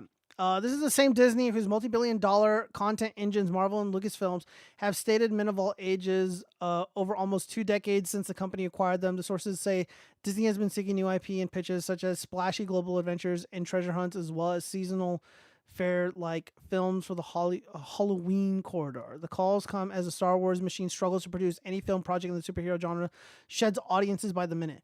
Yeah, nobody wants to watch this shit. Because all this stuff is garbage. It is soulless trash. Get that through your thick skull. And none of it is worth redeeming. The discourse around this is so fucking stupid. Like, I honestly, like, it wouldn't even surprise me if, like, dickheads like Jeremy from The Quartering are, like, a psyop. He's like, oh, bro, go woke, go broke. Oh, man. The Mary Sue. And like they just cling on to this shit. And obviously his entire fucking audience goes to the movies and they watch this trash and they give it money. And it's weird, dude. It's like this fucking weird relationship that people have with this shit. And like again, I have to reiterate to people, they're like, oh well they're ruining our precious Star Wars. It's not your story. This isn't none of this belongs to you. You're just there for the ride. And it's up to you to determine whether or not it's worth the price of admission. And you know what? It isn't. But you still go. You still shill. Fuck you. While 2 insiders say the mandate to recruit young males goes as high as the C-suite, the task primarily has fallen on David Greenbaum, the former Searchlight Pictures co-head brought on in 2024 to run Disney's live-action film businesses.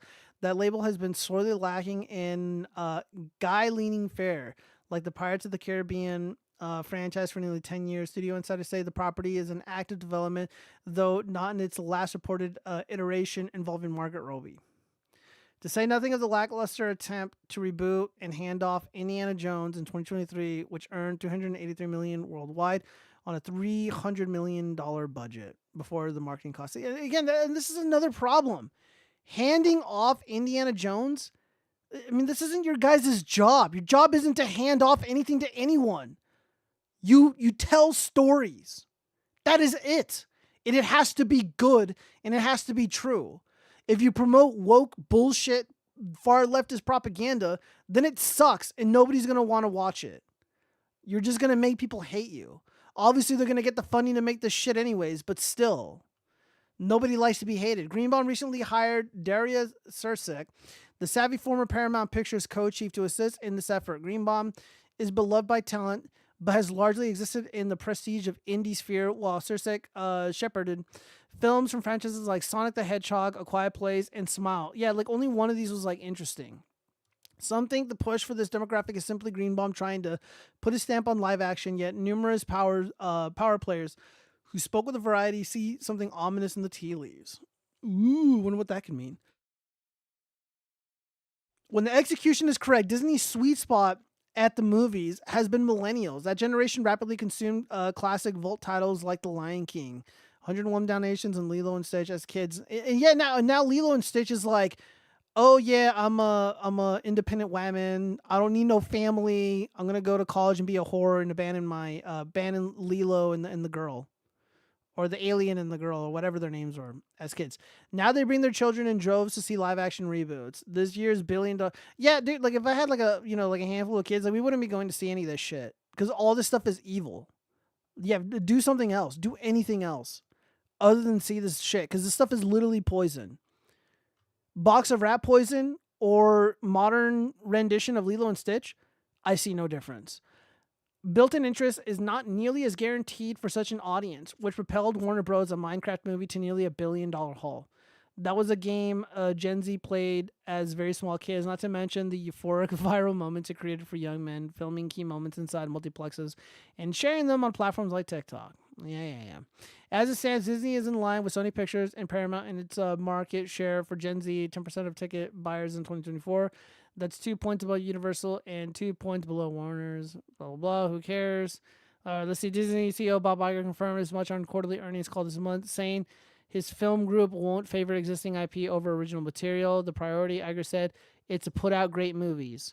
Yeah, this should have been the mission like decades ago, absent of political ideology. But that's a tall order for a lot of these companies because of wokeness and DEI, yada, yada, yada. While Disney Studios declined to provide comment for this story. Go figure. Jeremy is psyop like pool, hence the money's dried up since USAID ended. Coincidence? That would be the funniest thing in the world if those douchebags were getting USAID money. I mean they were getting that money from those Russians. What was it? Tenet Media or something? Harvey Weinstein did nothing wrong.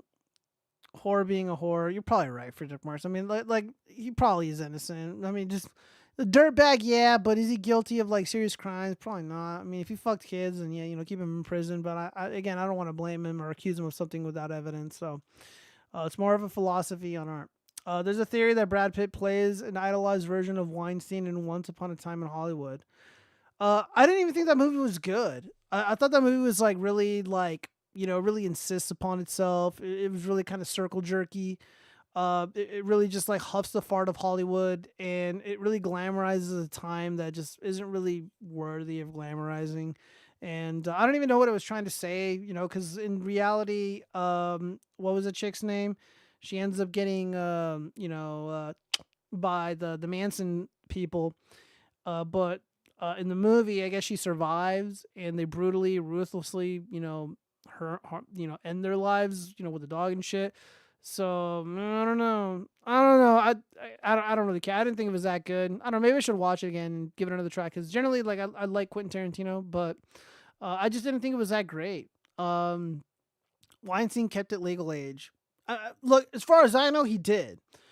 Again, I'm just creepy. I mean, but creepy is not a crime. It's possible that movies have accomplished everything they are artistically capable of without checking into people's brains and therefore dying as an art form. It's all been done before. That's the thing. Like, I don't believe it's been done before.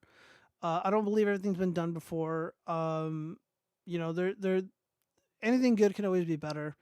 It's really the harsh reality is it's a lot easier to go into your own vault and dig out a script that has had, nominal success and just remake it, reimagine it, instead of it being animated. Now it's got people, or maybe it was animated, or maybe it had people before, but now it's animated, whatever. And, there's no originality there.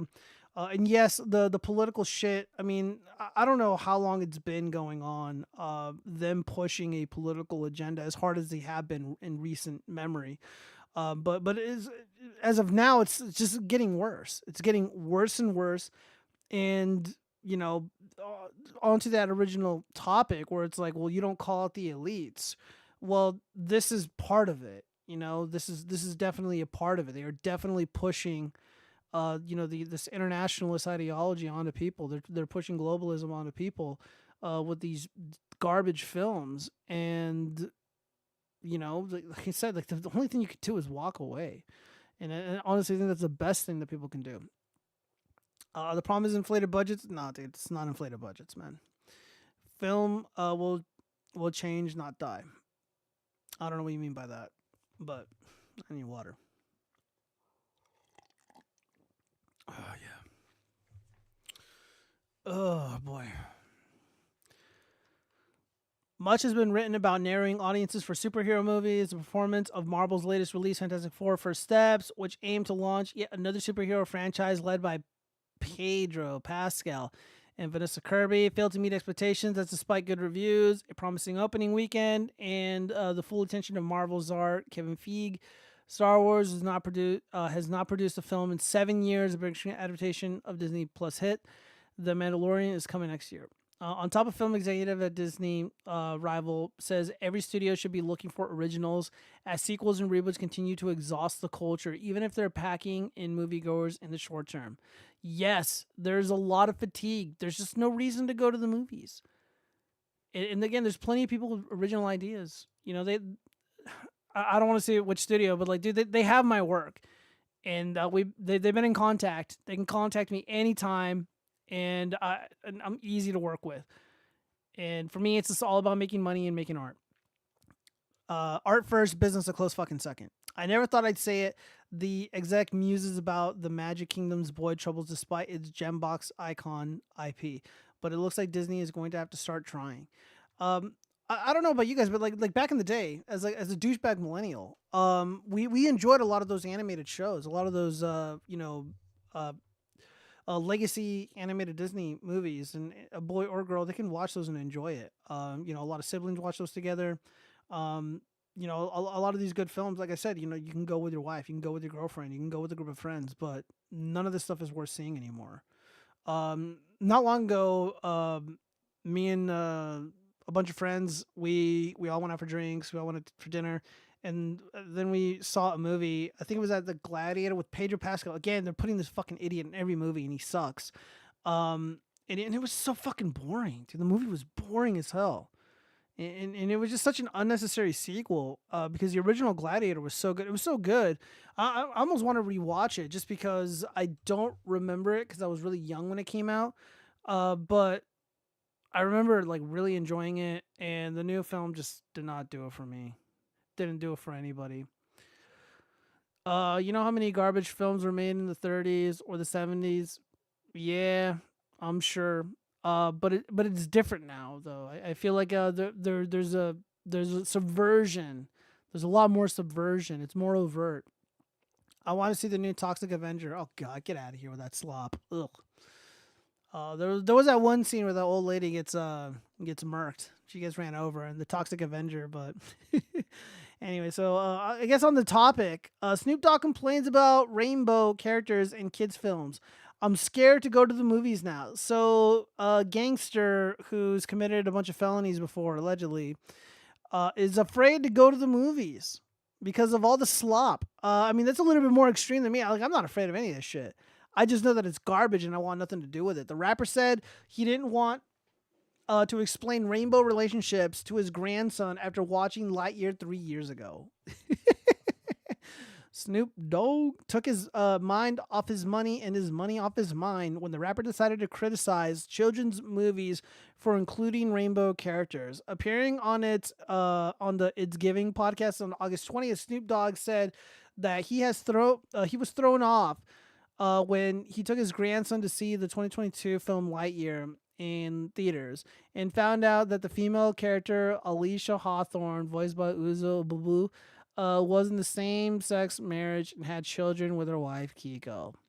Why my grandson in the middle of the movie was like, Papa Snoop, how she have a baby with the woman? She a woman.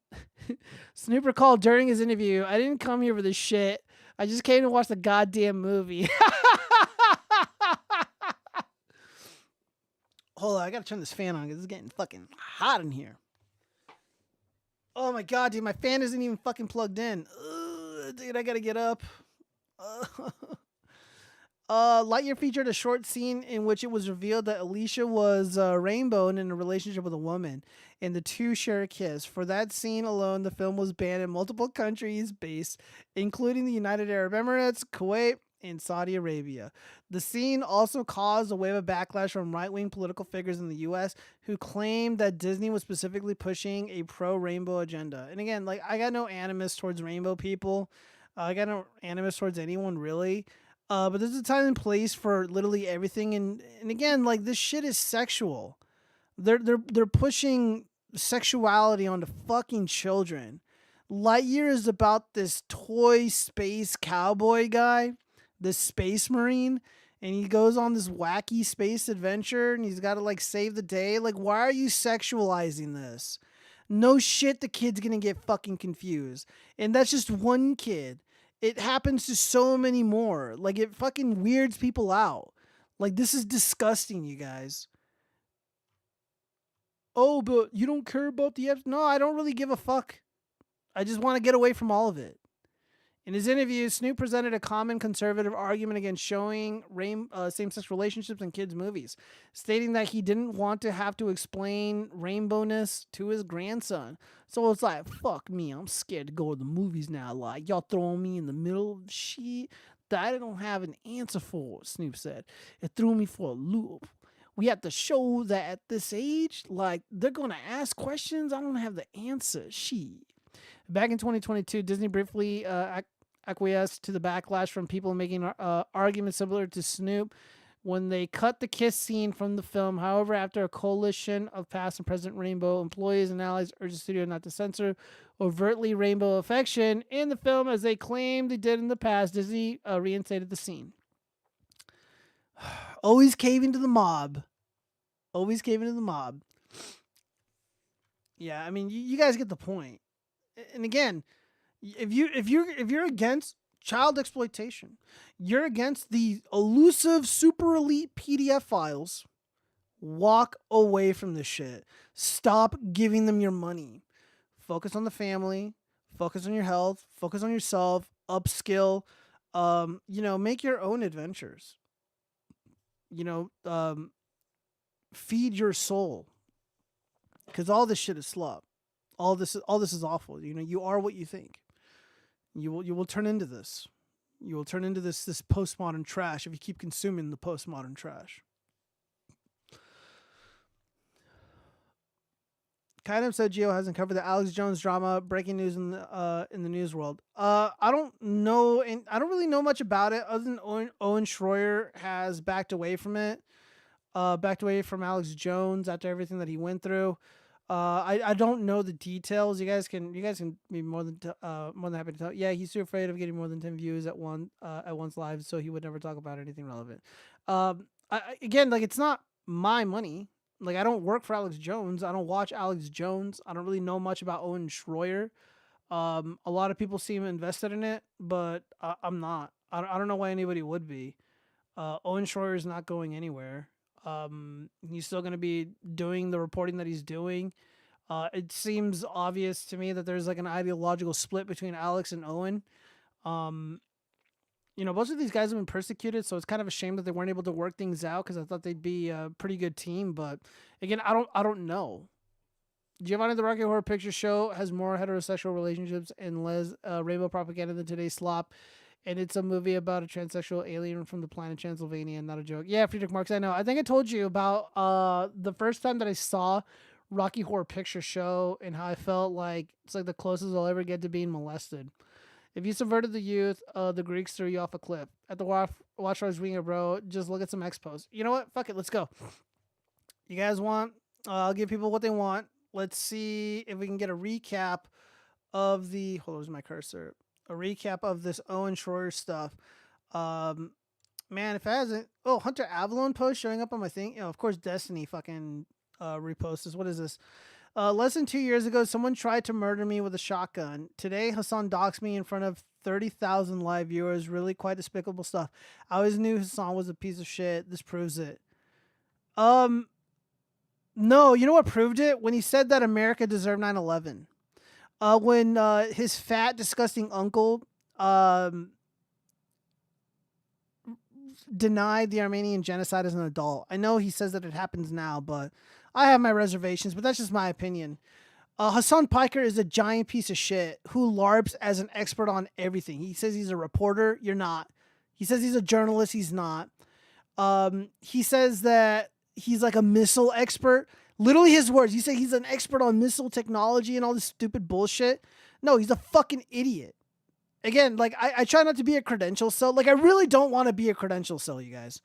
I know it makes me sound like a stuck-up asshole when I am. But it just makes me sick that somebody like Hassan Piker, a promoter of terroristic organizations, can have the platform that he does and make the money that he does, and just be a total talentless nobody.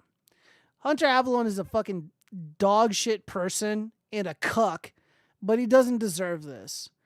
However, justice for Conrad. Justice for Conrad.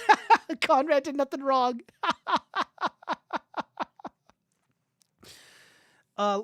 He gets distracted so quickly. We are here to hear your opinion. You can literally just refresh X and give your opinion like this, and we will listen. Thank you, AC. Well, no, we got to look at Owen Schroyer. Let's see if we can figure out what's going on.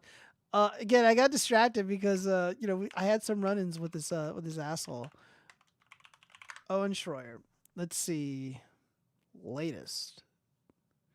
God, I hope I don't see porn. All right, so there was a crash out. InfoWars did it first. 2 billion viewers, and the revenue was probably less than most Airbnb travel vlog channels. I bet they were paying Owen Schroyer like $35 an hour. A lot of people like Owen Schroyer. I found that his gimmick was to act exactly like Alex. He has all the same mannerisms and acted just like Alex. His rant and fake outrage moments was Alex to a T and came off very phony. So again, I wouldn't know this because I don't watch this guy. Mike Adams donated $50 to Schroyer, and he just hosted War Room in Owen's place. Jones calls him a fucking liar. Oh, here we go. Well, let's just watch this and see what he has to say. Like, I'm not in competition with people. I want other talk shows to be incredibly successful. But I'm not here to be the villain when I'm not. Like, I'm an inanimate object. Like I'm just something to project whatever you want onto. And then Owen putting out videos. Oh, I love InfoWars. I'm friendly. God, what's going on, Alex? Jeepers, creepers. Again, this game, I really hate him now. Yeah, he's an asshole. He's an elitist, arrogant dirtbag. Owen Schroyer is scum. You like that, Owen? You want more? I got a lot more. You think I'm here to be shit on? Do I look like a fucking toilet to you? This is the dark Alex Jones. There's no more filter. It's gone. And anybody fucks with me is going to get the full truth. And nothing but it, so help me God. Because all that matters is I go down swinging, and I don't pull any punches, and I don't play any games. And I have censored. I have lied by not going full hardcore myself and telling you what I really think. I didn't censor anybody else, but I censored this guy. I never lied to you, but I lied to myself. And that's over.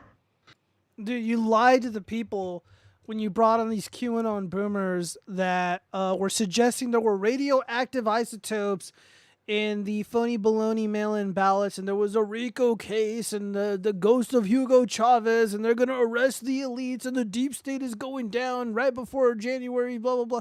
No, none of that is true. You did lie. Yeah, you misled people. You say a lot of shit that isn't true.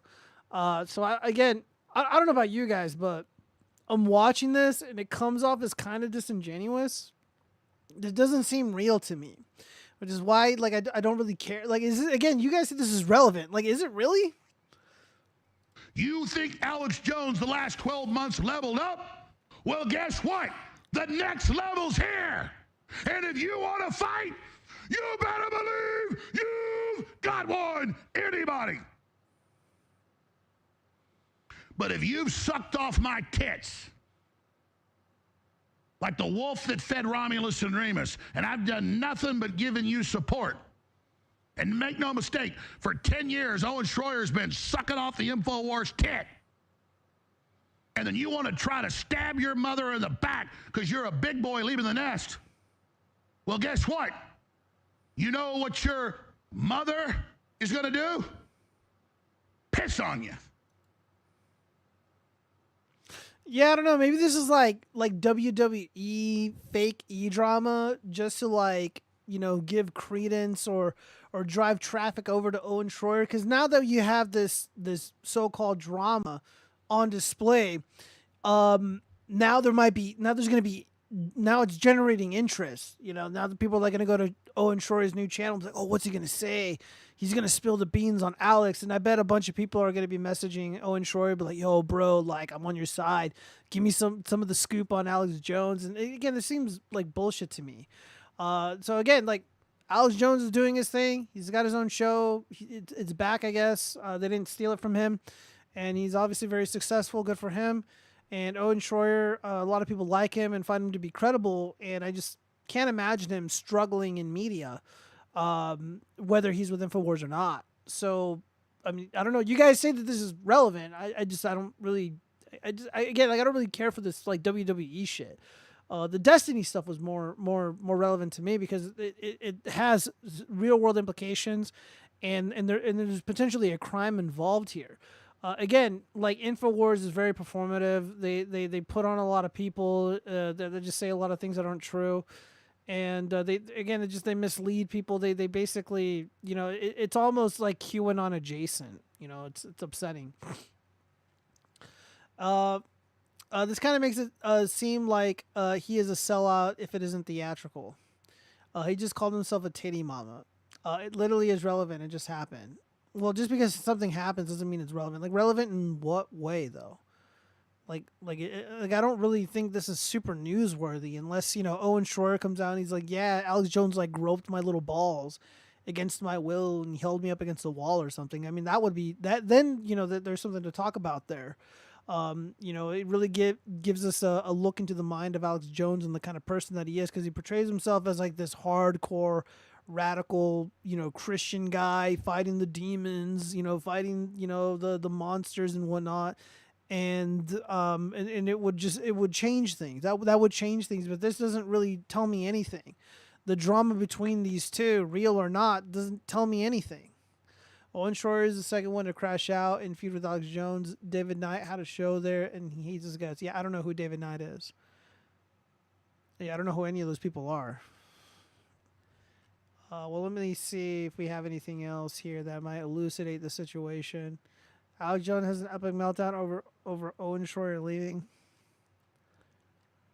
I mean, he should have known. You know, these people sign really, you know, lucrative contracts.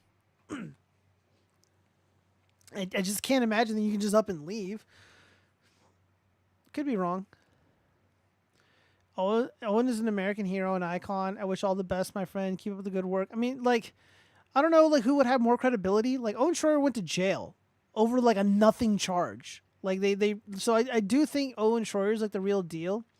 And, again, I don't dislike Alex Jones. You know, he's done a lot of really good, you know, for the movement and for free speech. You know, like, he does legitimately fight in the real world for the little guy. But a lot of this stuff can just be distracting. And then, of course, there's just, like, too many ads on the show. They're selling, like, boner pills and, you know, all this, like, drink shit, you know, Blue Chew or whatever, all the protein stuff. And I'm just like, you know, oh, drink this, like, high energy drinks. And I'm just like, ugh. Just too much consuming going on. There's a lot of consuming going on. Dude, why are you making fun of me, Brad Skagg, you motherfucker? Like, what do you want me to say? Do you want me to fucking lie to you? Like, what do you want me to do? Like, you guys are putting me in a fucking hard spot here. You're putting me on the spot. And I think it's really important to maintain credibility is to not lie to you. Like, I don't want to lie. Like, I don't know what you want from me. God, you guys are like my fucking exes. You guys are like these fucking Tinder dates that don't work out. Just fucking gaslighting me. Just these insane demands that I'm just not really willing to meet, or they're just impossible for me to meet. I don't know what you want. Oh my goodness. I don't know anything, dear. I don't know what you want from me, man. I just don't really think any of this. First off, like I'm not even sure like this beef is real.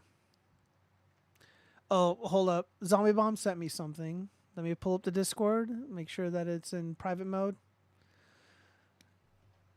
You fucking bitches. Fuck you guys.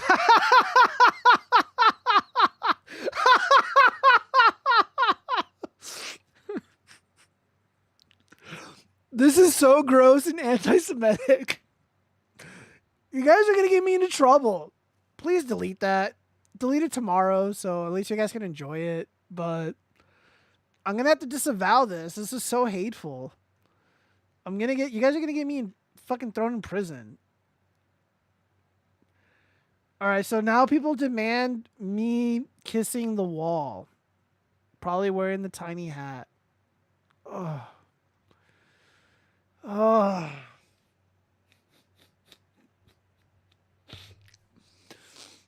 I can't show this. All right, so for the audio only listeners of the show, there's a picture of me in my little leather jacket clapping for Kamala Harris, and she is also cackling. There's another photo of me being embraced by Kamala Harris laughing, and I have little Jew curls. Oh, God damn it.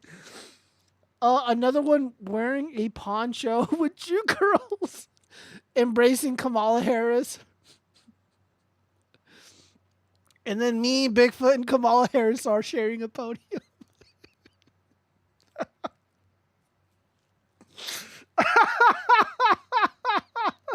God damn you. I have to disavow. Oh, God. Jill wishes it was true. Look, if I had an opportunity to be on a campaign where Kamala Harris and Bigfoot were at the top of the ticket, and they're like, Giovanni, you're the only one who can get us there. Yes, I wish it was true. I really do. I don't want to. I don't know how to show this on the stream without showing people's names and stuff on it. Hold up. Let me see if I can pop it out in the browser. Oh, there it is. Oh, God. So here's me. Oh, my God. I didn't even realize I had little Jew curls. All right. What else? Let me see. And then here's me with the Bigfoot. Fucking goddamn.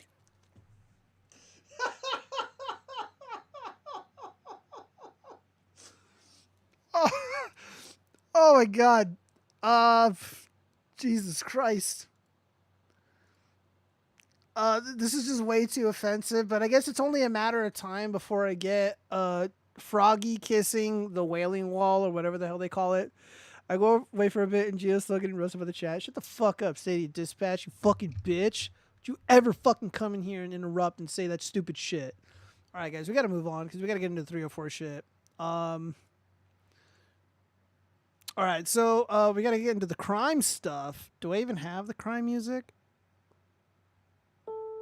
Yes, I do. All right, so in Rochester... Where's my cursor? God damn it, I lost the cursor. Shilo Hendrix, who was the Animu queen in the thumbnail, Rochester Attorney's Office makes charging decision against Shilo Hendrix in April video. So the cute woman with the babby who said the N-word allegedly and was on video by an illegal alien allegedly. I think it was an illegal alien or a so-called refugee. The Rochester City's Attorney's Office moves to leverage 3 counts of disorderly conduct against Shilo Hendrix, a woman who used racial slurs against a Somali child with a disability. Again, she didn't know there was a disability, and the use of the slur is also kind of in dispute, as I predicted, or as I stated in the video when all this went viral. The charges would amount to a maximum of 90 days in jail and or $1,000 fine. The legal complaint is still subject to review and approval by a district court judge, but it concludes that Shilo wrongfully and unlawfully engaged in offensive, obscene, abusive, boisterous, or noisy conduct, or in offensive, obscene, or abusive language that would reasonably tend to arouse alarm, anger, or resentment in others. Yeah, really? That's a crime? You know what's so funny? Like, a lot of these libertarian shitbags, they were, screaming their panties off about Trump doing that flag burning executive order. But when it comes to this, all of a sudden they're super quiet. It makes no sense to me. It's disgusting.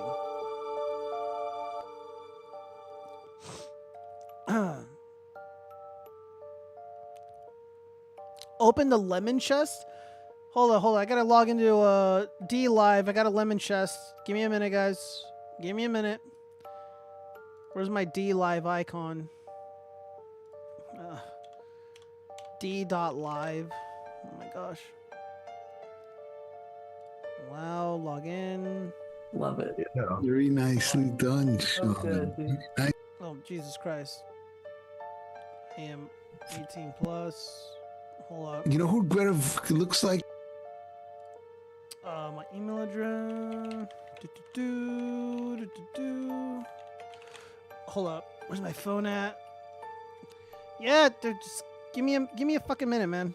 I'm gonna open up the chest. Give me 1 second. I am not logged into dlive, but that is gonna change in 1 second. So I put dlive. Okay, here we go. Okay, I got my password. All right, verify that you're a human. God, this is annoying. All right, I am live. Okay. All right, so how the hell do I open up? Oh, get my lemon. Dude, I'm not paying for this shit. What the fuck? Do you ever like dlive?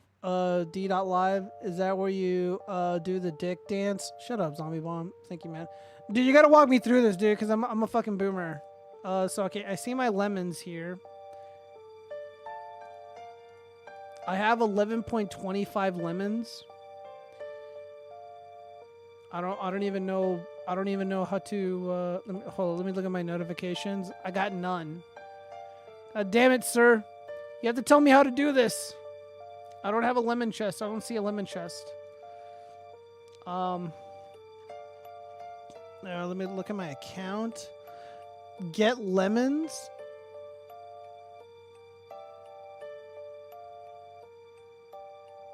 Yeah, I apologize for being such a noob. Open the chest. It's not money. Okay. Where are the chests, though? I'm trying to find my chest. Give me 1 second. I'm going to find this shit. I am now more committed than ever to fit. It's a gold chest.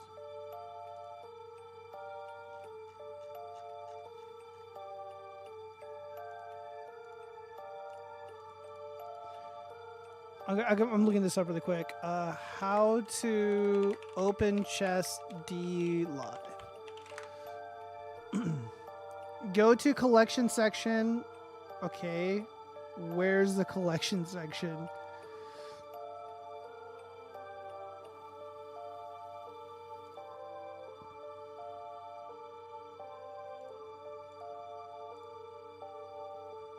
Oh, wait. Treasure chest. Here we go. Go to collection section. All right, so I go to treasure chest. Distribute the awards. All right, buddy. Can I distribute any more? Okay, well, guys, I opened up the chest. So there you go. There you go, my dlive viewers. God bless. That's where you aim the sperm. Shut the fuck up, zombie bomb, you goddamn bitch. All right, let me know if that didn't work out, but you should have your lemons now. All right. Thank you guys. Guys, if you're enjoying the show, and if you want to send me anti-Semitic art, one, I will disavow it, but two, you can head over to my Discord page and, of course, follow me on Twitter and DM me. DMs are open. And don't forget to like and subscribe wherever you are enjoying the show. So back to this article really quick. Let me see if I can watch this video. First at noon, we have new developments in a case involving a racial incident we've been covering for months. Today, the Rochester City Attorney's Office is announcing it has filed charges against Shilo Hendrix. the woman appearing to hurl racial slurs against a child in a now viral video at Soldiers Field Park in April. Hendrix is being charged with 3 misdemeanor counts of disorderly conduct. Each count comes with a maximum penalty of 90 days in jail and or a $1,000 fine.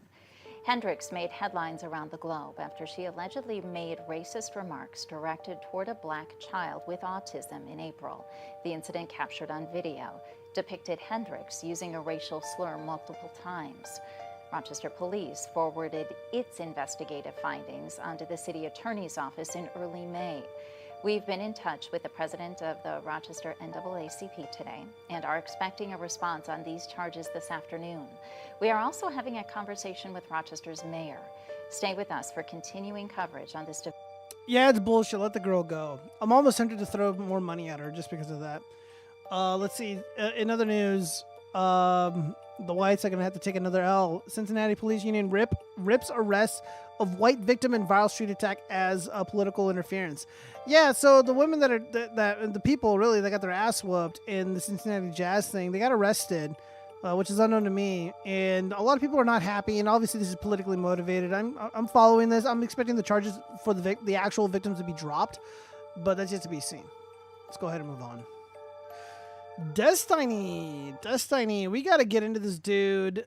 Oh man, let's just watch this video in full. I reported desTINY to the police. This is not clickbait and entirely has to do with the DMs he sent me. A few days ago, a Reddit post showed that the girl desTINY shared Pixie's nudes with was seemingly confirmed to be 17 years old due to her getting doxxed. There is almost a 0% chance that she was not 17 during that time. So I do what I usually do and reached out to get a comment. He said the girl, Rose, told him she was 19 and in college at the time, and that the leaker Solo, who is her ex-boyfriend, confirmed that she lied about her age to him. This is true. In similar scandals, this is where people usually argue, is he lying? Did he actually know the age? Is it his fault if he was catfished? I usually wait for all the details to come out before I comment. This is not why I went to the police. It's because he continued to write, I didn't know this until way later, but the videos she recorded with other guys, the file names are like screen recording, blah, blah, blah. And then he shows me a screenshot of the top of a video clip and says, her boyfriend was recording these on Skype calls. That's absolutely insane to think about him doing all of this if she was 17. Well, this is insane to me because he's saying Rose's boyfriend recorded CP while sending me a screenshot of the alleged CP. So I asked to confirm if he just did that. If you were sending me this, I'm guessing you still have that video. desTINY replies, depends on why you're asking. But yes, I created copies of all of our messages and everything when that court case started. Just to be clear, he's admitting to having alleged CP downloaded on his computer. He literally has the video open as I'm talking to him. I go, bruh, there's been allegations at least since my last video that she was underage, and you still have potential CP of her? He replies, I have an obligation to preserve relevant evidence, etc. So I created backups of all of the important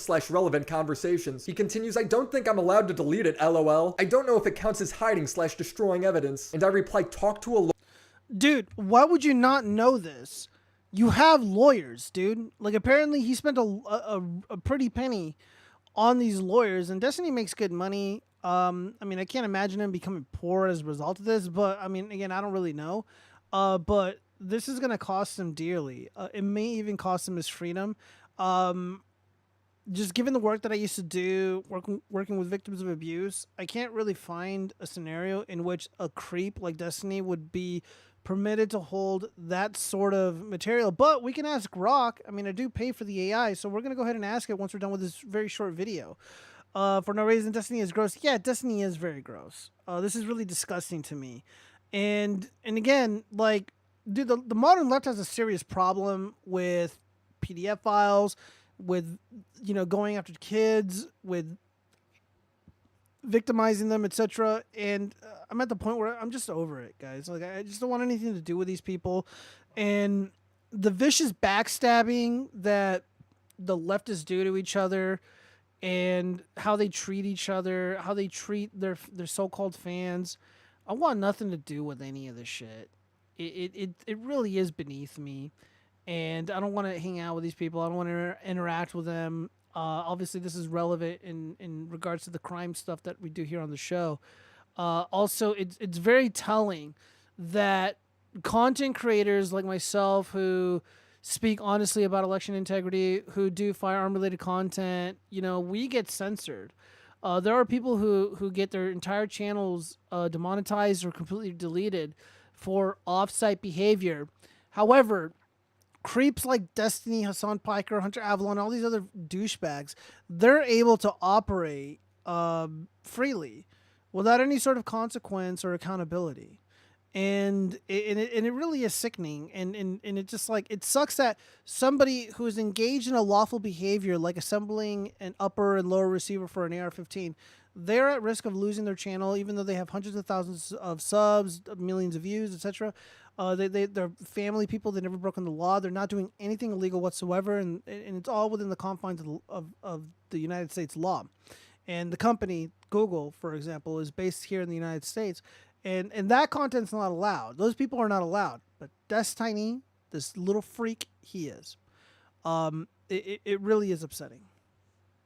Lawyer, that seems crazy to me. Who keeps this sort of stuff on their computer without 100% knowing if they're supposed to or not? Isn't that something you want to confirm? I continued, you just let me know you have CP videos saved to your computer. You knew it was alleged that she was underage. You still have them. Do you see how this is? So now I've confirmed that this guy has child porn on his computer. In my 8 years of reaching out to people over allegations, I've never had anyone admit that to me. The last message he sent me was, 1, I don't even know 100% of her age was legitimately less than 18 when these were taken. So basically, he's not 100% sure if he has child porn on his computer. He's just 99% sure. Got it. 2, I'm pretty sure I have an obligation to preserve stuff related to my court case. I've talked about it with my lawyer already, specifically with regards to the Rose stuff. So we went from, I don't know if I could delete this, to my lawyer says it's totally fine to keep. I don't know the law, but the idea that his lawyer would tell him to hold on to CP for a civil case just doesn't seem likely to me. I don't know. LawTube can figure that out. 3, if something were to come out of this, I don't know if I'd want to wipe everything and not have something to turn over to the authorities. If hypothetically, whenever a political creator is about to give a hypothetical, you know you're about to hear some weird shit. If hypothetically her boyfriend or whatever was actually trafficking her or getting her to fuck other dudes on video for him, and if there was ever some kind of investigation into that, am I hurting the chance of looking into him by deleting all of this stuff? Oh, so now the reason he's keeping the CP is because of a hypothetical criminal case that he is not pursuing at all.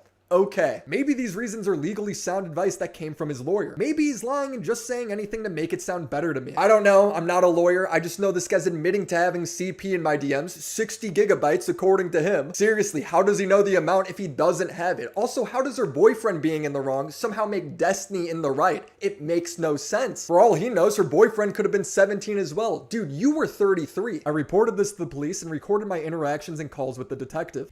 William, how you doing? It's Officer again. Hello, nice to speak with you again. I have a question. Sure. You had screenshots or copies of the... Yes. When you guys spoke about having child porn and all that? Yep. I also sent him my DMs with desTINY. I don't know if anything will come from this. I don't like leaking DMs, as me respecting what creators want on and off the record allows me to talk to all sides of the situation, builds trust with the creator, and also allows me to get follow-up statements for when the drama develops. But when you tell me that you're in possession of and going to remain in possession of CP, that confidentiality is over. I shouldn't even need to say that. If desTINY ends up being legally in the right to keep it, then fair enough. If he ends up getting charged, then I'm glad I did something. I'm just trying to do the right thing in a situation I've never been in before. Yeah, and that's certainly what you want to do. Yeah, Willie Mack was. I'm not trying to like misrepresent somebody or misspeak, but there's an appearance. Roblox is one of the most popular. There's an appearance that he was bros with desTINY, and that he didn't want this, and he was probably trying, like, honest to God, trying to run cover for this dude. Because desTINY is a popular figure. The guy was this close to getting near the halls of power, the halls of Congress. This guy wanted to be a shot caller within the DNC. Thank God he's a fucking amateur, doesn't know what he's talking about. He's relatively stupid and a degenerate sex pest who is nuclear at this point. Like, you just can't go near this guy because he's so toxic. So all that is great. However, you know, to Willie's point about, like, oh, I'm holding on to this because I don't know if there's going to be, like, you know, criminal implications for what occurred. Dude, you should have gone to the police a long time ago. If another, dude, you're like watching a video of this chick, like, getting fucked by another guy, and she's obviously underage. Like, why would you not go to the police in the first place? Like, that doesn't make any sense to me. But let's go ahead and pull up Grok. Let's see if we can get to the bottom of this. Asking one of the more powerful AIs on the planet. So how should we go about phrasing this? So here we go. is there a scenario where a defendant in a civil case can hold on to CSAM content? Question mark.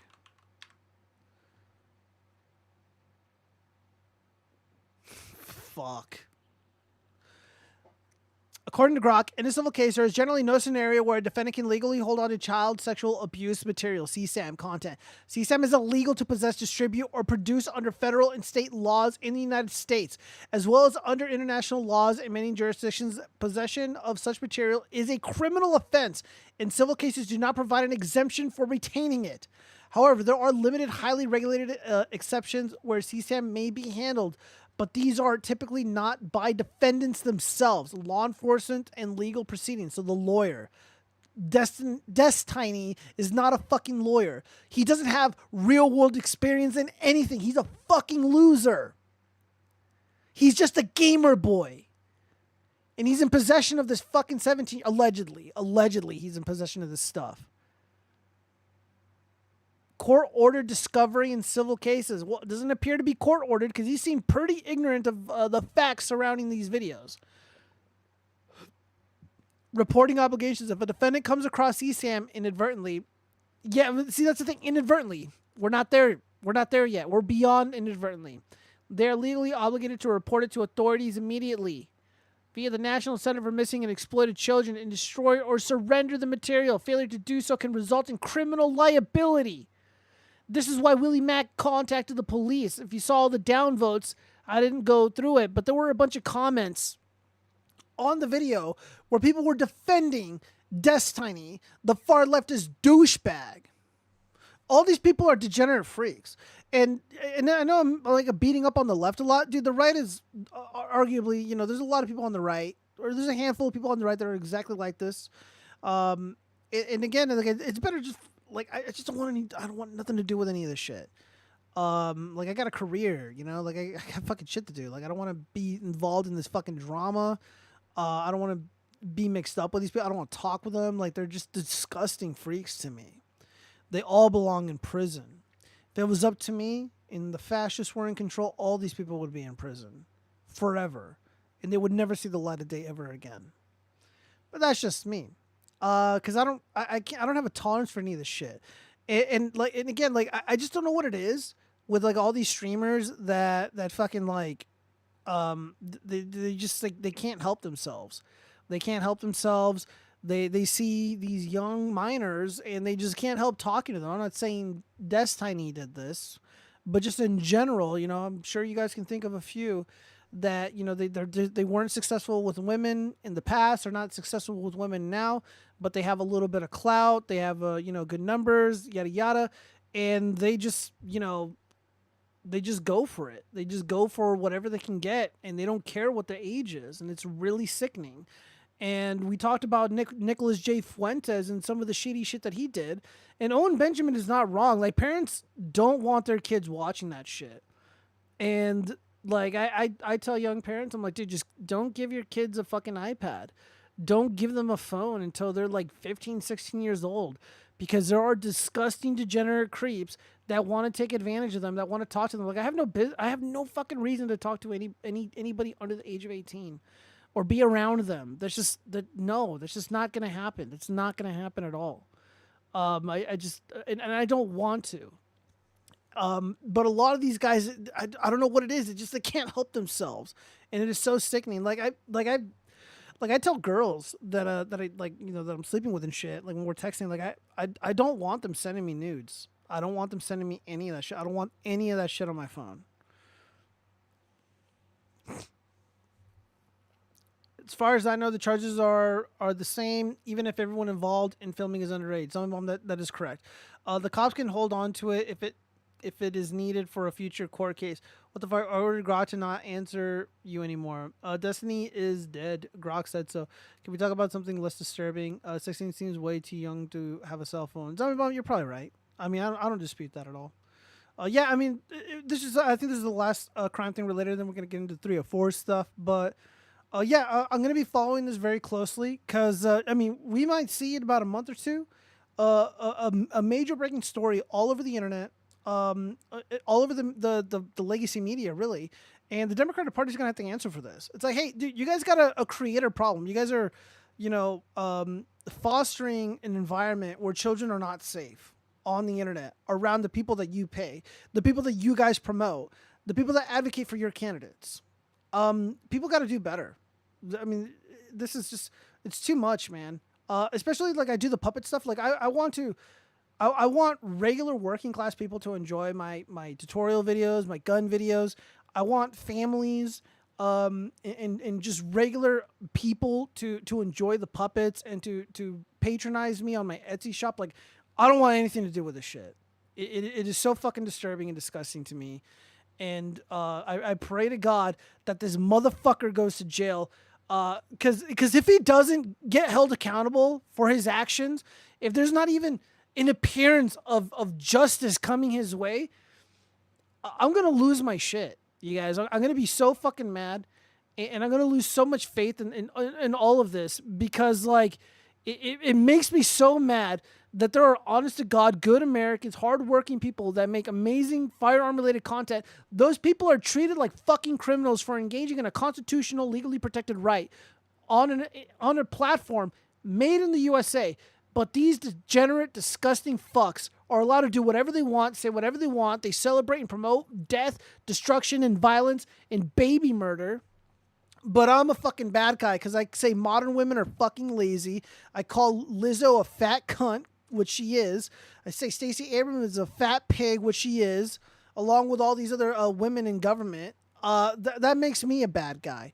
I try to do firearm-related tutorials. I had to take them down so they didn't delete my fucking channel.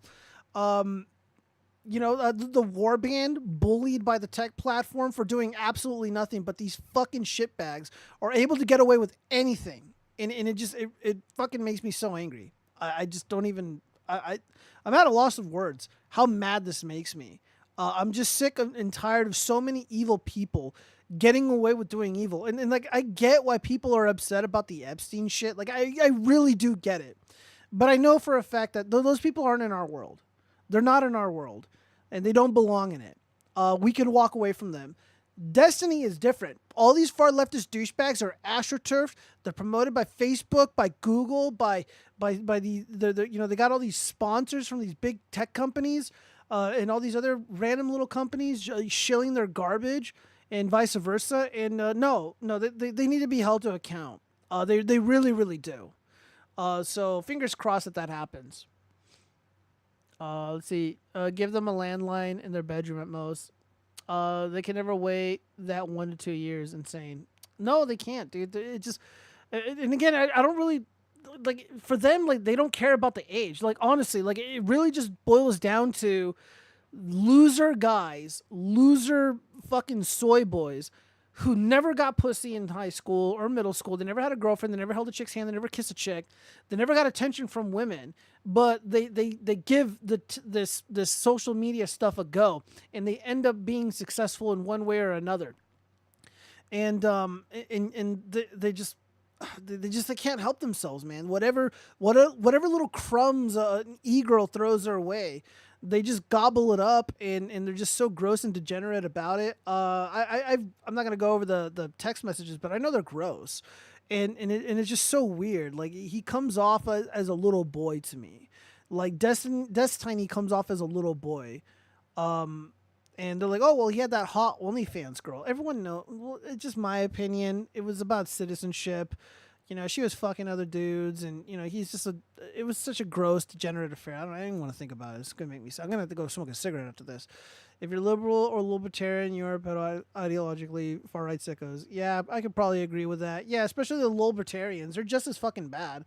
These people are all disgusting shitbags. They're like, oh no, Orange Man won't let us burn flags, but then they look at Shilo Hendrix and they say, fuck around and find out what she gets. It's just hypocritical. The only thing they really care about is just being able to do whatever they want, especially lowering the age of consent. It seems to be one of the, the more important things for a libertarian to do. All right, let's move on. With less international students on campus, this is some finance-related news. We need to move on to a more happier topic. I don't want to watch this whole video, even though it's only 2 minutes. So, with less international students on campus, landlords are left with vacant units, and that means lower rents. How do landlords feel about it? I mean, landlords are not happy about it. Okay. With people moving in, but this year it's eerily quiet this close to September 1st. Now's a great time to find a great deal. According to Boston Pads, the number of empty apartments here in Mission Hill is up 93% compared to last year. About a half a mile away in Fort Hill, that neighborhood saw a 74% increase. And available apartments near Northeastern jumped by 154%, compared to a 5% rise across the city overall. I also think that the universities will react differently next year and start their enrollment a little bit sooner because I think they were caught off guard. Experts say there's a surge in empty units because less international students are getting visas. On the past administration, this time of year, we would get a lot of inquiries. Now that's not really happening. Boston University, Northeastern, and Harvard didn't respond to our requests for student enrollment data since the Trump administration's heightened vetting began. Some people have very strong opinions on certain subjects, and that will make them not want to come to the U.S. and, commit to a long-term lease, knowing that their visa at any point without any notice may be revoked. With less international students on campus, landlords are left with vacant units, and that means lower rents. What you're seeing landlords do right now is they're paying the full brokerage commission and they're also reducing rents because no one wants to go vacant on September 1st. How do landlords feel about it? I mean, landlords are not happy about it, but it's a free market, supply and demand, and they'll deal with it. So if you're a student or just a procrastinating house hunter, now is your time to shine. Yeah, no, this is all wonderful. I mean, there's a lot of real estate markets out there for renters and buyers, and there, the price that you pay for admission is flexible. It's dynamic, depending on where you are. And I think this is wonderful, man. I mean, this is what I've been talking about for many, many years here on this channel. Like, again, this is not about hatred or animus towards anybody over immutable characteristics or where they're from, etc. This is about protecting America and putting Americans first, plain and simple. So I am an advocate for the working class. I am an advocate for the youth. I want nothing but the best for them. I want a lot of these people to enjoy the privileges and the happy upbringing, I guess, that I had. And I want them to succeed, and it's impossible to succeed when rent is incredibly high. And it is obviously very, very high when you have a flood of legal or illegal immigration into a specific area, especially in the universities with these student visas. The student visa thing, in my estimation, appears to have been grossly overused or abused to some point, because we're looking at 150, over 100% plus vacancies in a lot of these college towns or college localities, if you will. And yeah, I mean, supply and demand, guys. I mean, that's really what this boils down to. And you're going to see that across multiple domains. You're going to see that in the grocery stores. You're going to see that in the medical arena. You have less people in the ER who aren't illegal aliens, taking up space, if you will. Now there's, an injured American who needs to see a doctor right away. That's going to happen. If now these young students or young families or young professionals, whatever, now they have an ability to negotiate and reduce what they would have otherwise paid rent about a year and a half ago. So this is exactly what we need. This is exactly what I want to see. And again, it sucks that, people from around the world, they can't come and enjoy the American experience. And, yeah, that stinks. But you know what? America first. American kids first. American families first. We got a lot of problems in the United States, and I don't want America to be a dumping ground for the third world to take advantage of. I'm over it. I'm over it. I don't have issues with landlords. I know they're running a business, and I know they're not going to be making as much money because they're not going to be able to, take advantage of a situation where there's a lot of, international students. But it is what it is. Now you got to compete with other landlords. You want to make your building, you want to make your properties more attractive than the competition. Figure it out, man. These young kids, they got to figure out a situation where they can live, comfortably close enough to where they work or where they're going to school. You need to figure, now it's your turn to figure some shit out. Plain and simple. No sympathies here. Nothing but love towards the youth. and those struggling. Maybe there is some relief coming your way. I live in Vegas, obviously, and the market is a little bit different here. And it's so funny when people try to predict like a recession. They try to, predict the trajectory of the economy based on things that are happening in Vegas. Vegas is very, very unique. It is so wild. It's not really a good gauge for the health of the economy. I mean, there's some things that might be predictors for the future, but overall, I am still of the professional opinion that the economy is trending in the right direction. In terms of like rent and stuff, like I think I don't really foresee them going down here just because of all the activity in the valley. I mean, we're building giant factory cities essentially on the outskirts of Henderson, Nevada, and we're just going to see a lot more people coming in, a lot more jobs. So if you're a landlord, I think you're going to be sitting pretty in Vegas.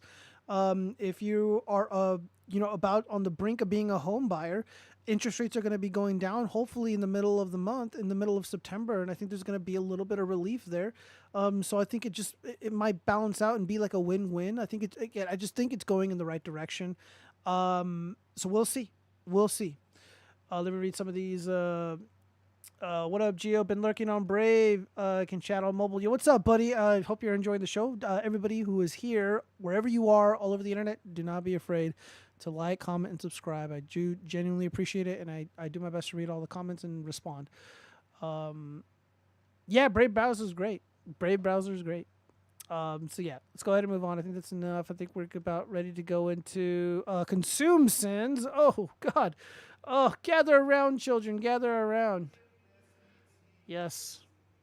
Today I consumed, my lord, please forgive me, for I have consumed some delicious deep dish pizza along with mini burger sliders for lunch. That's all I really had. Oh, and I guess I consumed some cigarettes too.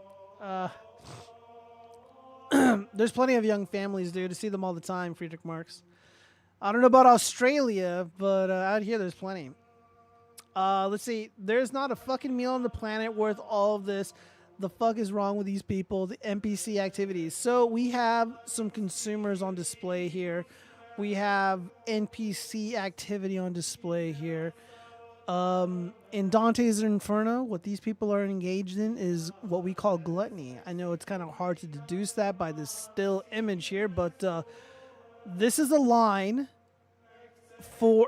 Dude, this looks like a concert, like a parking lot outside of an arena for a concert, like Red Hot Chili Peppers or Metallica or something.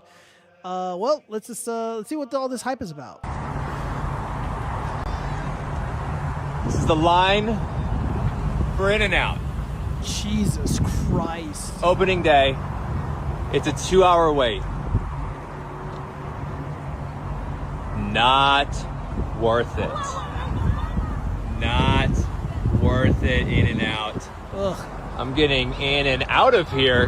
That's what I'm doing. What a loser.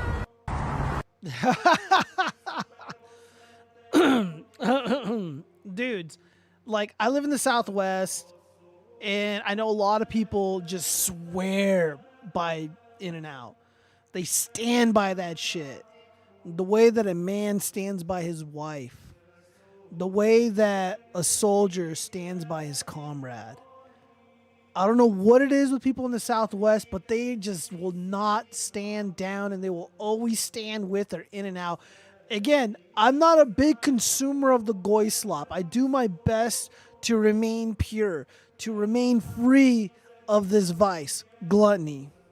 One of the circles of hell in Dante's Inferno, where you are brutally punished by Cerberus. As you should be. Again, like, I just don't understand. I don't understand the hype. I've had In-N-Out before. It's been many, many years since I've been into an In-N-Out, let alone eaten there. And their fries are just soggy and fucking yucky. I think McDonald's fries are a lot better. Better taste, better crunch, better texture, and it costs less. And you don't have to do this. Here, I'm going to turn off the audio. But this is legit an In-N-Out. And there are times in Vegas, depending on the In-N-Out that you drive by, It doesn't look like this, but dude, you got a line wrapped around the building, and it is fucking insane. This is insane to me. There is nothing in the world that would make me wait like this for there's no food on the I'll just say, there's no food that would make me wait around like this, unless there's like an apocalypse or something and like I'm really hungry, then then maybe, but overall, nah. No, I'm sorry. The only time that I've ever done something like this, I was at a Best Buy and they were selling these whatchamacallit, video cards. I think it was like the 400s or the 4000 series. It just came out and they had some, and it was supposed to go towards individuals, but the urban scalpers were able to get their hands on it. This is pretty pathetic, man. Learn to cook. Get an air fryer. There's so many wonderful tutorials on how to cook, really delicious and healthy meals. And Jesus Christ. Let me read some of these comments here. Pale Radish says, that is insane. It is very insane. This is insane antisocial behavior on display. These people need to get on their knees and need to pray to God right now. For they have consumed, they have engaged in gluttony. That is a sin before the Father. Amen. Friedrich March, lower rates do not give relief. Yeah, they do. Pale Rider, I'm from the southeast. In-N-Out seems like our Whataburger. Good, but overpriced. I mean, maybe their hamburgers are okay. I don't recall ever eating an In-N-Out hamburger. I think I've had a shake and I've had their fries. Again, when I go to In-N-Out, I'm with like friends. I'm not really trying to eat that much. So I don't know. Maybe their hamburgers are out of this world. I don't know, but we'll see. I heard there's nothing in your fridge at all and you only go out to eat. Zombie Bomb, that is partially true, well, when you work as much as I do, after 12, 13, 14-hour shift, you don't really want to fucking make a mess and have to clean dishes and shit. I cooked some stewed beef on rice with carrots and green beans. Very good. That is delicious. Good bomb. All right, so what else do we have here? We have some more consumed sins, I'm sure. What else do we have here? I caught my son on our atheism again. And actions have consequences, Marty. Wait, you smashed your son's PC to bits because he was on Reddit? Yes. This is unbelievably base. This is anti-consuming. His boy was being led astray, being led away from the Lord, being led away from Christ in the love of the Almighty. Amen. This is the only remedy. You have to show an extreme amount of force. You need to show that you're not fucking around. And you got to put that little pig in his place. You want to live under my roof? Then you ain't going to disrespect the Father. Amen. You're not going to be consuming this atheism cringe. Amen. You think you know better? You think you're fucking smarter? You think your fucking Richard Dawkins is going to, improve your life? You think Sam Harris is going to get you to where you need to be? You think you're better than everybody else because you've read The Portable Atheist? Fuck you. Bam! Smash that fucking computer to pieces. And that little pig probably learned his fucking lesson. But in all reality, it's very likely that the father, Marty, pushed away his son by doing this. He needs a medal of sorts and not the rainbow Reddit ones. I'm talking about the Congressional Medal of Honor for doing God's work. Amen. I agree. Probably saved the kid from brain rot. Amen. Dude, probably. The kid is probably too young to understand that his father saved his life.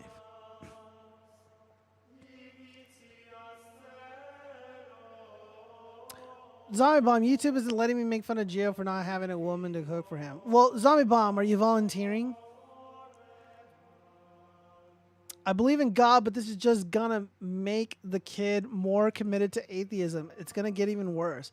He's gonna start identifying as an underrepresented minority and shit. This sounds like what I did. I just had to play the victim. Guys, this is coming from experience. The father, as my witness, he saw the hate and anger in my heart. He saw the despair. He saw the path that I was going down. He could have punished me. He could have made my life a lot harder, and he didn't. I went towards the light. I found the Lord, and I begged for his forgiveness. Amen. Sometimes you got to let the boy come to Christ organically. I don't think it could have been forced. I mean, this remedy seems quite extreme, to say the least. However, Marty's heart is in the right place, and Marty is doing the boy a favor. Without this device of science and technology, the boy can no longer be corrupted by the devil, by his agents, by those who worship at the altar of science and evolution. Amen. In our year of our Lord, now more than ever, we need to not just be going to Christ, we need to be sprinting towards him. Amen. All food is going slop for you. Why not just evolve to digest the slop? No slop is worth more than $20 a few minute waits. Yeah, I know. Made you some In-N-Out fry. This is anti-consume propaganda. You goddamn right it is, AC. Going all out. Cooking is fun. Cooking is fun. When I have the energy to do it. All right, so we have another consume sin here. Oh my fucking god, this is so ridiculous. Like, I want a truck so badly. That's what I wanted to know. How do you get in there? I'm going, oh my god. This is sickening. That is, dude, again, like, I'm not like the most knowledgeable car guy. How much would the suspension cost? I know this wheel set is probably less than $3,000, maybe $1,500. I don't know. I'm gonna go less than $3,000. The suspension here, I have no idea how much that would cost. I imagine probably to install this, probably $4,000. And I could be wrong. But this is fucking ridiculous. How unpractical. Dude, you're going to kill somebody riding a motorcycle. that's how they do it. Yeah, the consume large tires, consume large suspensions, consume meme truck. Okay, let's This see is so fucking ridiculous, dude. And he ain't got anybody to vote. Dude, I just can't imagine these guys like work for a living driving some piece of shit like this.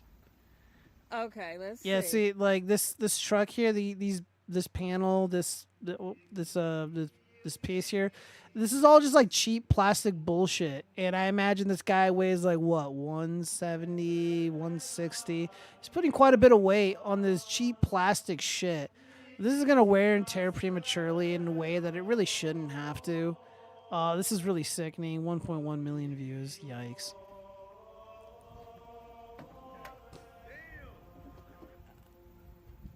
Are we serious right now? We are serious. I don't know how in the world he drives that truck. That's amazing. Well, that's how they get in it. No point in that unless you're crushing cars. I want to watch them break an ankle getting out. Everyone talking about how impractical this is. This is the thing you do because you can. If you don't understand because I can as a basic and rational motivation, you don't have testosterone. A real man sees this and says, fuck yeah. No. Damn, can you imagine drunk driving that thing? His mom in the background like, now Connor. All that clearance is lost at the axle, so it serves no purpose. The door panel is going to rip off. Yeah, that's exactly what I said. Let's see, Giovanni's doing his Fox Christian grift again. He's all over the place. What do you mean, Fox Christian? I am a legitimate Christian. I don't like these allegations that I'm some kind of Fox Christian. How fucking dare you, you bastard. All right, guys, I think that's all the consume sins we have for today. Let's get into the 3 or 4 stuff. She has never in her life met a good man. All right, well, let's hear her out. I've never once met a good man. My entire life, going on almost 32 years, okay? I've never met one genuinely good man. Every single man I have encountered has done something absolutely horrific and minimized it. Every single man that I've encountered is a liar, is a perv, and does not see women as humans. Every single man that I've ever encountered is so far up the patriarchy's booty butt. They genuinely think that it's okay for them to not grow past the mental age of 12. They genuinely think that having a job is all that they need to do. I have never met a good man. Not my father, I don't consider him a good man. My brothers. Yeah, we got a septum piercing here. The nose ring always knows. The nose always knows. Really not good men. We got crazy eyes as well. I mean, she's got a good bone structure. I don't hate what I'm seeing here, but I don't like what I'm hearing. And again, it's all in the eyes, guys. It's all in the eyes. My ex, baby daddy, not a good man. His dad. Babe, okay, so we got a single mom here, and she's also using very ghetto lingo. When I hear a woman, especially someone who looks like this, say ghetto shit like my baby daddy, that's some ghetto ass ratchet shit. That means you're a low quality, low IQ woman. A proper lady would say the father of my child. Again, this is we're not living in a fucking jungle. You're not. It doesn't. I can't imagine you're in the hood. I can't really tell by the background. But no, when I hear a woman again, red flags, traveling, and if she says baby daddy in any context, I don't do it. Here, she says it right here. I think. Good man. My brothers, really not good men. My ex, baby daddy, not a good man. His dad, horrible man. His two brothers, one of them is halfway decent, but still don't consider him good. His sister's husband, really shitty. All of my male family members, horrible people. All of my past male colleagues, all of my male instructors, professors, all of them are fucking horrible. Horrible. There is no such thing as a good man. And if you think you're a good man, please explain why. No, I would never have to explain myself, especially to a woman like you. That's just not something I'm concerned with. And I mean, you guys all, you know how like the story goes. Like if someone's like, everyone around me is crazy and evil, maybe you're the crazy and evil one. I don't know. It's like, oh, all my exes are crazy, or they're all bad. Maybe you're like the common denominator here. What else have we got? Oh, this is great. I haven't read this article. Shrekking is dating down and settling for ugly partners, but it may just ruin your love life. Experts warn. Yeah, bro, I'm going Shrekking, dude. Just, I'm just tired of, those cold winter nights. I got needs. I'm just gonna go out in the club and be Shrekking. So that's going to be the new trend. Everyone's going to be Shrekking because they're just tired of the loneliness epidemic. And this is the solution, Shrekking. But it is going to ruin your love life. Let's hear what the experts have to say. Dating a troll will take its toll. Shrekking is a new word for age-old behavior that involves settling for a relationship with someone less attractive than you. The term comes from the 2001 flick Shrek, in which pretty Princess Fiona dates down and scores her happily ever after with an ogre. I mean, is it really dating down? Like, yeah, he's an ogre, but he's brave and he's strong and he's funny. I don't know. He's got a giant green dick. I mean, there's just so many upsides here. But he's a ogre and he's ugly, so I guess that means she's dating down. Whatever. However, there's a twist. When you get Shreked,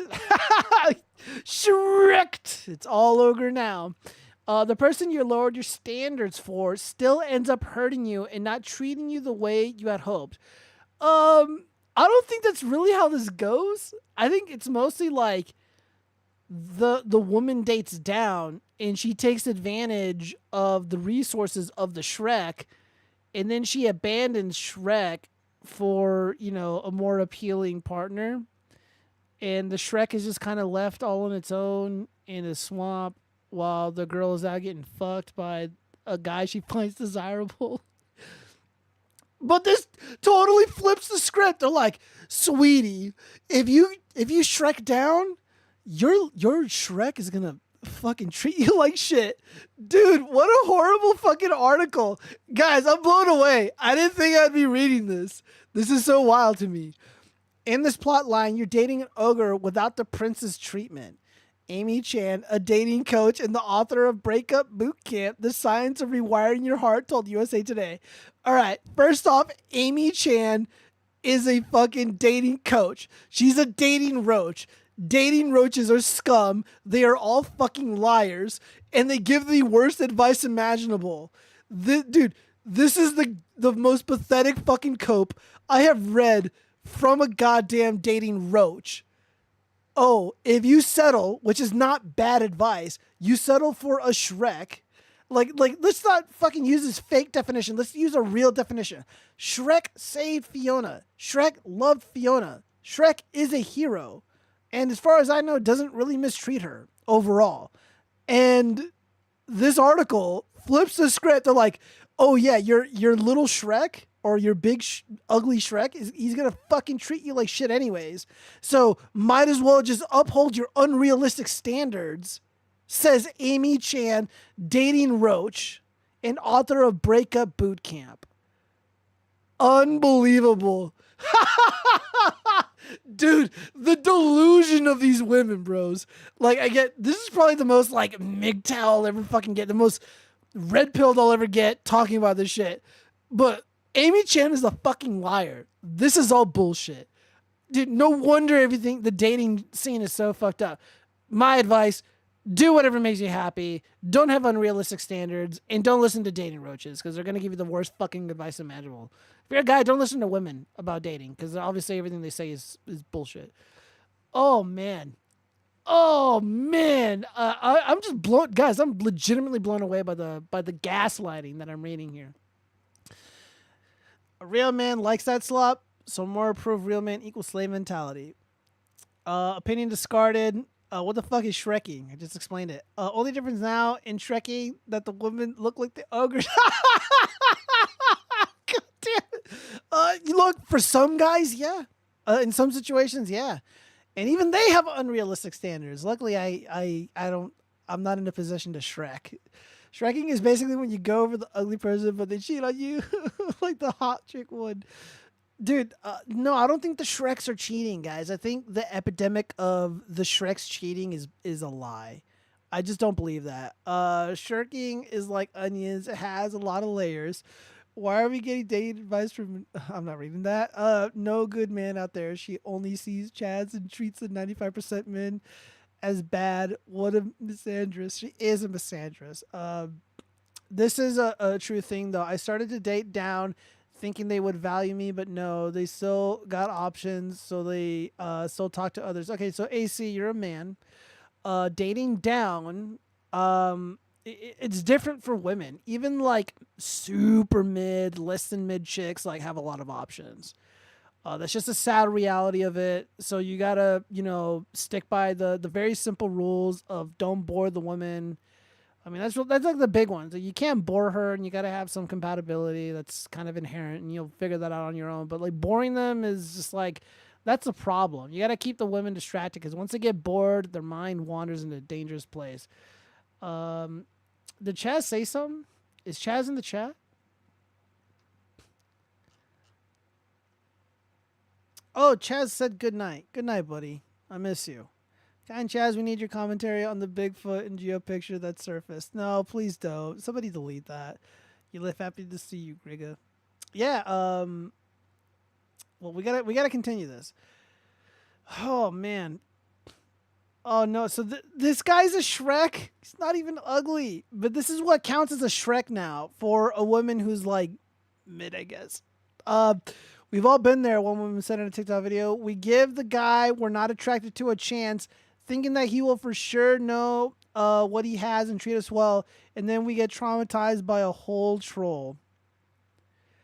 I don't know. Like, I just don't believe the women here. The new phrase highlights, more than likely, the troll, or the Shrek is like, he's not fulfilling the fantasy that these women make up in their minds. So they're like, I'm traumatized. He mistreated me. He's a fucking Shrek. And I just don't believe them. A new phrase highlights a major problem in modern dating. The implications that daters can know how someone will treat them based on looks alone. Yeah, you can tell a lot by a person by how they look. That's 100% true. However, not all Shreks are bad people, and they're not going to mistreat you. Again, I just feel like there's too many variables here to take this comment seriously. In reality, appearances and character are not linked. Yeah, they are. And if someone treats you poorly, they should be seen as unattractive to you, regardless of the looks. Emma Hawthorne, a relationship expert at Seeking.com, told USA Today. I mean, this is kind of reasonable, though. Yeah, because, again, I don't think all Shreks are bad.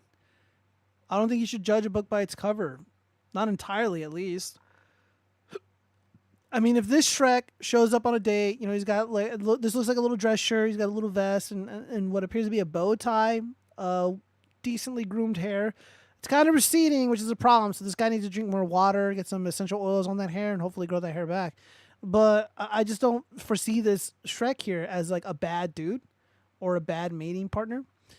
And why does he look like this? He's all like, "Oh, what have I got myself into? I can't wait to take advantage of this super mid chick."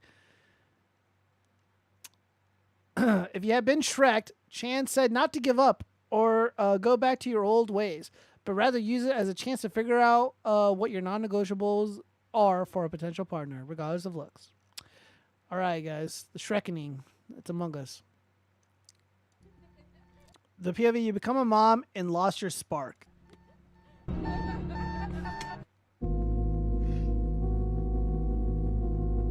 When she says she's lost the spark, that means that she can't go out partying every weekend and get drunk and act like a fool.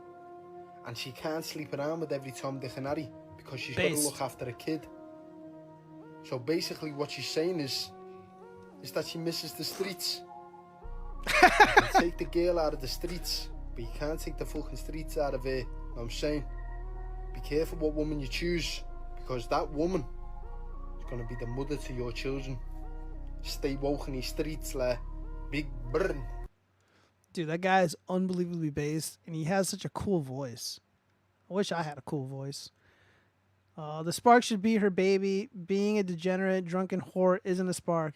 Yeah, dude, this shit's like not fucking cute. Like, I remember I went on a date with this chick, and she was much younger than me. She was like in her early 20s, and I was in my like mid to late 20s. And for whatever reason, she just fucking ran everywhere. Like, she physically ran everywhere. I'd be like, all right, let's go to the Elephant Bar at the district. And she would just like run and then like wait for me at the door. And she was just way too upbeat. It was so fucking cringe. Needless to say, I didn't get a boner, and I didn't talk to her ever again. But yeah, so she'd be like, "Oh, look at me, I'm so clumsy, I'm falling down." Yeah, see, this is infinitely more attractive to me. Somebody who is able to care for a child. I mean, she looks the part, but she's sitting there fucking crying, and again, like, dude, your partner, again, like, this guy's basically repeating everything that I've said. Choose your partner carefully. She's for the streets. You know, she's probably always going to be for the streets. There's just the sad reality of some women. And, yeah, choose your partner carefully, just straight up. She says she's lost the spark. That means that she can't go out partying every weekend and get drunk and act. Yeah, I mean, dude, drunk chicks just are not attractive to me. It's not a pretty look, man. This dude is so base. I can't get over his cool voice. All right, we got to move on. What do we got here? B26 finally get the balls to ask friend out. She laughs, rejects me on the spot. Ignore her for a few days after that in order to spare my feelings. Guess you were never really my friend. If you are, stop talking to me after this. Accuses me of being fake, just pretending to care about her. Swallow pride, stay her friend anyways. We continue being close friends. 5 years pass. We're both 31 now. She asked me to meet up in a public park. Anon, I think you are the only man I can trust. Should we try it out? Reject her. I have no one else, but I'm not interested. She throws a tantrum and blocks me on all social media. I'm really hurt she is doing this to me, but I won't take her now. It's too late. She fucked so many guys. She ignored me as a man for too long. Besides, I want to be single at this point in my life. Why can't she understand that? Why I'm the bad guy here? I'm not even taking revenge, rejecting her because she rejected me first. I just don't like her like that anymore. Yeah, I mean, this is, again, this is something that I've talked about. This is something that I personally, well, I didn't experience it like that. But I've been in relationships with women, or I casually dated certain women. And when it didn't work out, you know, like, I have a lot of friends, and I know I sound like a douchebag saying this shit, but I go out a lot, I work a lot, I just have a lot of stuff going on. And if I'm romantically interested in somebody and I'm investing a lot of time, energy, money, etc. into, you know, fostering a genuine romantic relationship, and it doesn't work out, I don't want to be your friend.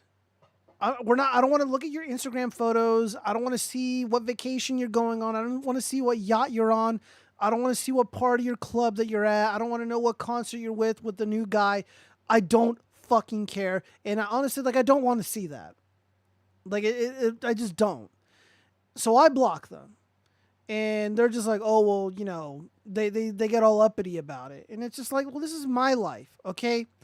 Your choice was to cut it off. And it isn't going to work out for one reason or another. I respect you, and I respect your decision, and I'm not going to get all up in your shit about it. I'm going to respect it, and I'm going to move on. All right? Now, you got to, extend that courtesy to me and respect me and my wishes, because I don't like being in so-called friendships with women like that. Again, you're an ex for a reason. I personally do not like to explain all these fucking women on my phone to a girl that I'm dating who gets a hold of it and fucking snoops on it, because it's so annoying. If you're smart, you would delete those messages. If you're smart, you will not have nudes of your ex or any of that stupid shit. You just move on, because it's not worth it. It's just not worth the headache. Yeah, dude, women are like that, man. Like, they want to be, even though they're not interested in sleeping with you anymore, or even just dating you, period, touching you, or even thinking about you like that, they still want you around just in case. That, dude, all these chicks always have backups. It just seems like that's what it boils down to. It really is kind of annoying, and it isn't really fair for the guys, but that's just how the world is. It's just how this works. Yeah, so the girl's ass is so chapped. I have no one else, but I'm not interested. She throws a tantrum and blocks me from all social media. Yeah, because she's hurt. In my situation, like, I'm not really hurt. I'm bothered sometimes, but it's more just like, I need to move on. I have no animus or hatred towards the girl. It's just like, I have to move on, guys. Like, I don't want to be, even when I was younger, like, I mentioned this before, I was kind of like Andrew Tate, like, when I was, like, in high school and when I was getting into college. I was never, hold up, someone's on my phone. No. I'll have to deal with that in the morning. I just didn't want to be friends with girls who had boyfriends. Like, that's just, it's pointless to me. Like, no. And one of my buddies was like, well, that's not the only, you shouldn't just be friends with a girl just because she's single. I'm like, dude, I don't want to hang out with a girl that's got a boyfriend. First off, everyone's going to fucking hate me and accuse me of trying to fuck her. And it just causes problems. Like, why do I want to hang out with a chick that's got a fucking boyfriend? Like, no, she can go hang out with a boyfriend. She doesn't need to be friends with me. It's not a big deal. Like, it just doesn't matter to me. Let me read some of these comments, man. Let me read some of these comments.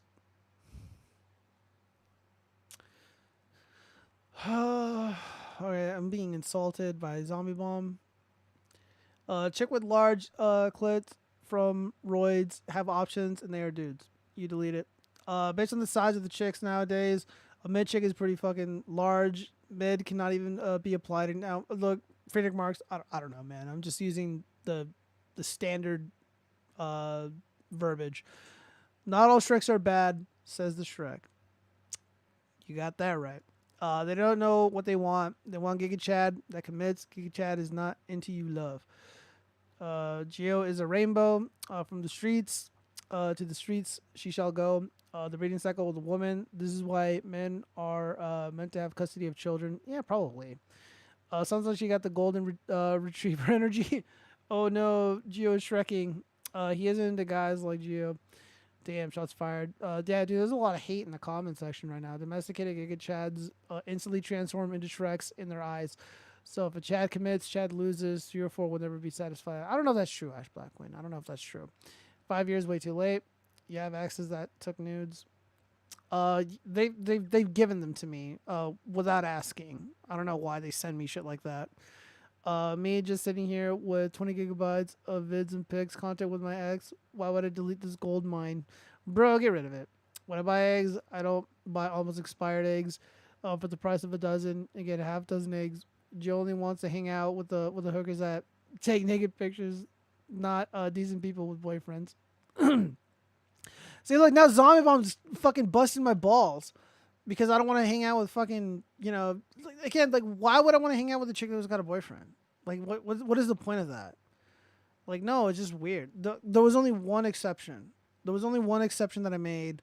I got to be careful here. And it is somebody that I was madly in love with, and we spent a lot of time together. And a part of me really wishes that me and this one girl worked out. She was really great, and she could have been the forever and always, but it didn't work out. It just didn't work out. No, because it's in the nudes. What do you mean? I don't understand what you're trying to say, Zombie Bomb. You're confusing me right now. Okay, I have a tiny brain, and it's late at night. It's 10:30, and you're upsetting me. Cheers, old lady. Oh God. It's only 2 minutes. Won't let me get a dog, so I told her I won't pay rent and is making me pay rent in the house she owns, and won't let me get a dog, so I told her I won't pay rent anymore, and now she's kicking me out. So I, 28 male, moved in with my girlfriend, 23 female, 3 months ago. We've been together for 7 months, and it'll be 8 just after Christmas. We moved in together so quickly because my lease was ending, and we knew we didn't want to wait a whole year to move in together. Before moving in, she told me my share was $400 a month plus half of utilities and half groceries, which I happily paid, but we've had several arguments along the way. I don't know the total of her mortgage, but it was a slum before she did renovations, so I imagine it was pretty cheap. Firstly, she was upset with me not doing chores. I don't see a problem with the house getting a little messy, but she told me to help out or pay an extra $100 a month to cover her time of playing maid. I paid the extra $100, and that was that, though I find it ridiculous that she expects the place to be clean all the time, and I could have put Yeah, I'm already on the side of the woman. The guy here sounds like a fucking loser. that money to use in many better ways. It's not like I'm a slob, but she doesn't like dishes left in the sink. She expects them to be immediately washed or put in the dishwasher. She Yeah, that's like most normal people. wants things cleaned as they happen, so it feels like there's no relaxing. Then I wanted to get a dog. My girlfriend already has a dog of her own, one of the small breeds. He's 14, so he's not very playful or energetic, just a boring guy. I found a puppy I fell in love with. She was a purebred English Mastiff and gorgeous. I told my girlfriend, and she flat out said no, that she didn't want another dog in the house bothering hers, and she definitely didn't want a puppy to ruin her newly remodeled house. I thought a nice compromise would be a cat, and she claims she's allergic, but she's never mentioned any allergies before. Her house, her rules, dude. Don't like it, find another chick to live with. So there's yet another thing I get no say in. It's not like her dog is going to be around much longer. We could just keep the puppy separate from him until then. I'm sure after her dog passes away, she would find another excuse to not let me get a dog. No, she does clean. He doesn't want to clean. He wants to leave the house dirty. Like, it's insane. Finally, I found out she owns the house. I had been under the impression she was renting, but she is instead paying a mortgage. I discovered this when I was checking the mail and found a reminder from her bank. When I confronted her, she claimed she thought I knew because we were together when she was remodeling. I told her it was ridiculous for me to pay her rent when it's her house, and this led to a long and heated argument. I asked to be put on the title since I was helping her pay for it, and she snickered and told me no. I told her I wouldn't be paying anymore, and she asked if I wanted help packing or if I could handle it myself. I asked her what she meant, and she said I could help pay, or I could find elsewhere to live. I asked if our relationship was over, and she said we could continue to pursue it without living together. Naturally, I flipped out because if we can't live together, then we have no future together. She doesn't seem to care in the slightest and told me she expects me out by the end of the week. She locks me out of our bedroom, so I'm stuck on the couch, and she sits boxes and bags with my belongings in the hall every so often. When I called my mom, she told me I was being ridiculous and a brat, but I feel like that might be because she... Yeah, dude, your mom is right. You're a fucking retard, bro. She wanted almost nothing for you to live there. And what... Okay, how about this? While you're living at this house with the girl, you can start saving up money, and you can buy property on the side. You can rent it out while still living super cheap with your girlfriend in her home that she just remodeled. By the way, remodeling a home, you can't do that unless you live there, okay? That's generally how it goes. Like, that's a general rule. I know sometimes tenants and, landlords have a weird relationship, but no, the guy just sounds like a clueless fucking lefty soy boy bum. Even his mom is like, yeah, dude, you're being a dumb bitch. You're being an idiot. And again, even if the script was reversed, I'd be 100% on the man's side. No, that property belonged to the guy prior to, you guys aren't even fucking married. Okay. There's no obligation for you to be put on the lease and, or put on the mortgage. No, that's just not how any of this works. Yeah, this dude is very, very clueless. There was a lot of opportunities for him to have set himself up really, really well into the future, and he didn't take advantage of those opportunities. If he loved his girlfriend, if he liked where he was living, and he was really happy with his brand new, clean, remodeled home, pay the very, very little fee, or just take on a little bit of more responsibility. And also, dogs suck. Cats suck. Animals fucking suck. I'm never gonna have a pet again. Again, I love my popcorn. She's my baby. And it was very painful that I lost her. But, dude, I don't want to go through that heartbreak ever again. I never, ever, ever want to go through that heartbreak again. And just, like, bringing in the animals, just a waste of money. And just, like, oh, dude, fuck all that. Dude, this guy sucks. This guy sucks. Really annoying. Hope she left him. Let me see. Oh, 25 minutes. We're not fucking watching that shit. Let's see. What is this? Let me read some of these comments before we move on. This guy is dumb, I think. Yeah, Buckaroo Bonds, I agree. Dirty Fucker wants a pet. He's the woman. I agree. The guy's a loser. Okay, read that. Why is he living in a woman's house? Why is he living with a woman not related to him? Well, because they're dating, Friedrich Marx. Sometimes women that you date, they own the homes that they live in, and that could be of great benefit to you. Too many people think, oh, she loves me, so I can squeeze her for a good deal. Retarded. People should think more like, I love her, so I will help out.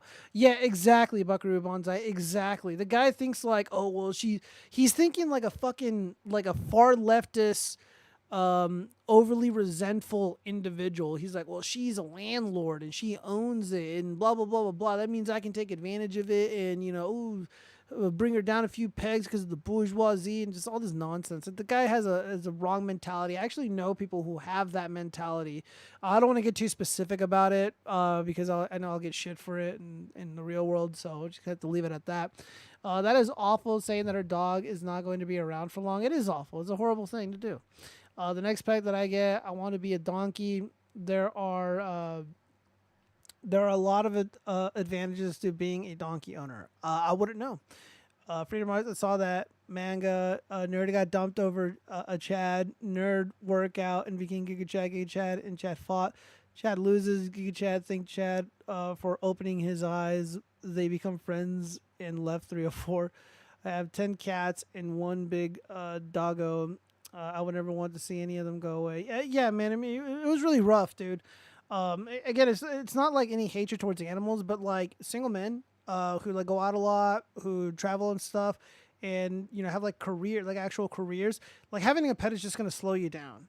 Having a pet is just gonna lock you down and just keep you in place when you really need to be mobile. You need to be moving. You need to be upskilling. You need to be going out. You need to be networking. And I just feel like a pet holds you back. I know everybody's situation is different. Again, I live in a city, you know, it's a really fast-paced place, and for me, like a pet is just not really ideal. But I had one. I had two, and they both, you know, they were just old, man. They were like 17 years old. One of them was 16. You know, so they lived a very long, happy life. But you know, my baby, she had hip dysplasia, so she just couldn't move. I mean, it was just time to go. That's just the sad reality of it. Very, very heartbreaking.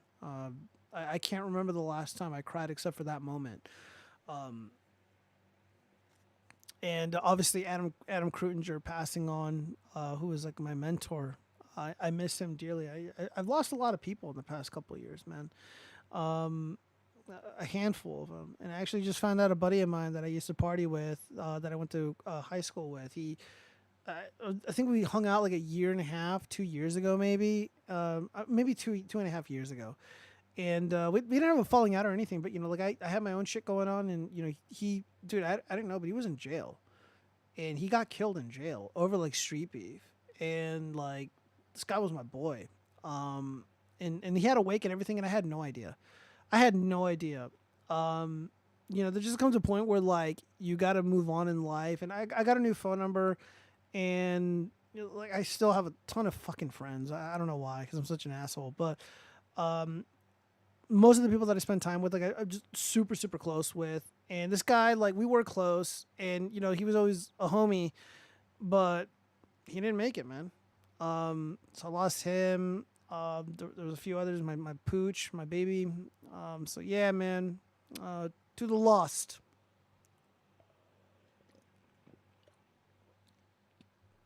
Never live with your partner. Pale Rider has toxoplasmosis. I don't know. Is that for living with animals?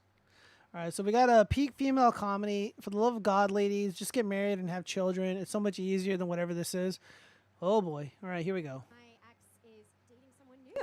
I know my ex is dating someone new.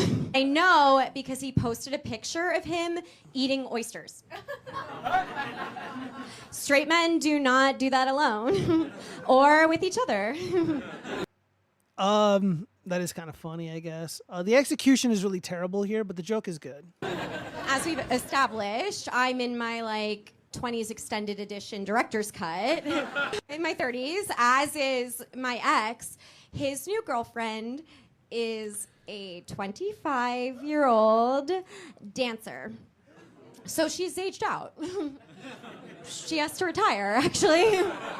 I don't hate her. I think she's really hot and limber, and I think it's really classy that the way that she soft launched their relationship was by tagging him in a photo of a landscape.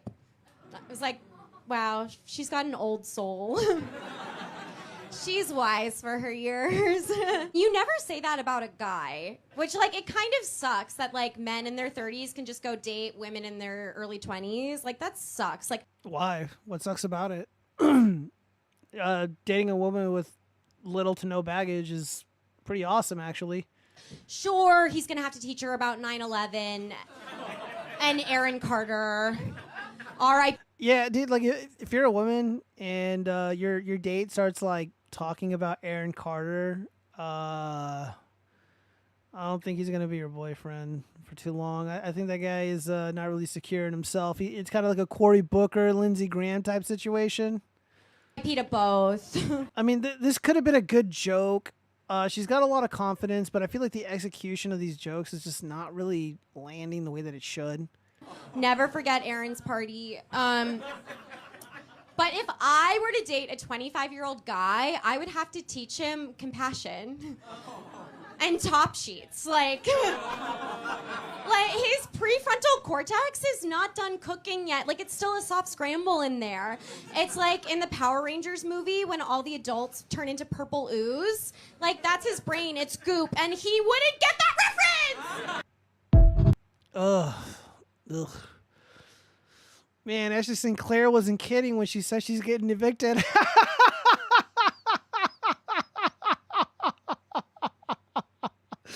Oh, man, how the mighty have fallen. Lots of modern women just aren't capable of being wives and mothers. Brainwashing isn't the main culprit. Biology kicks in when you're holding a tiny baby that needs you. It's probably true. And that's your remedy for lack of substance. May be easier, not necessarily better by any measure. Get out of my comments, you lesbian.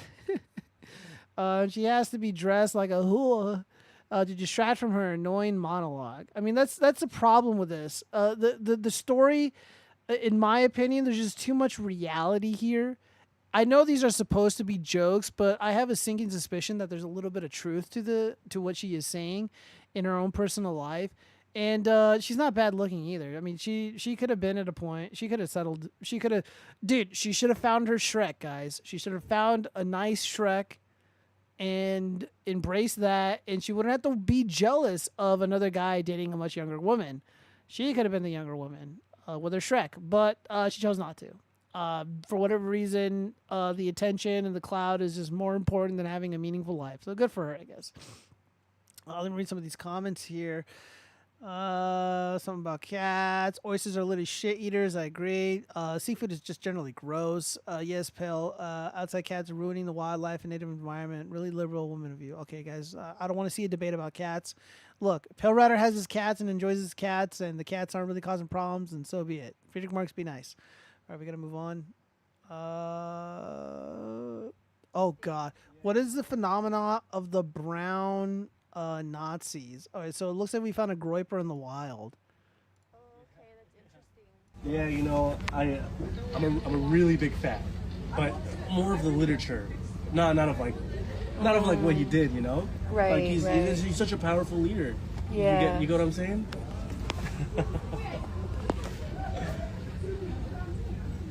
Can we go to another section now?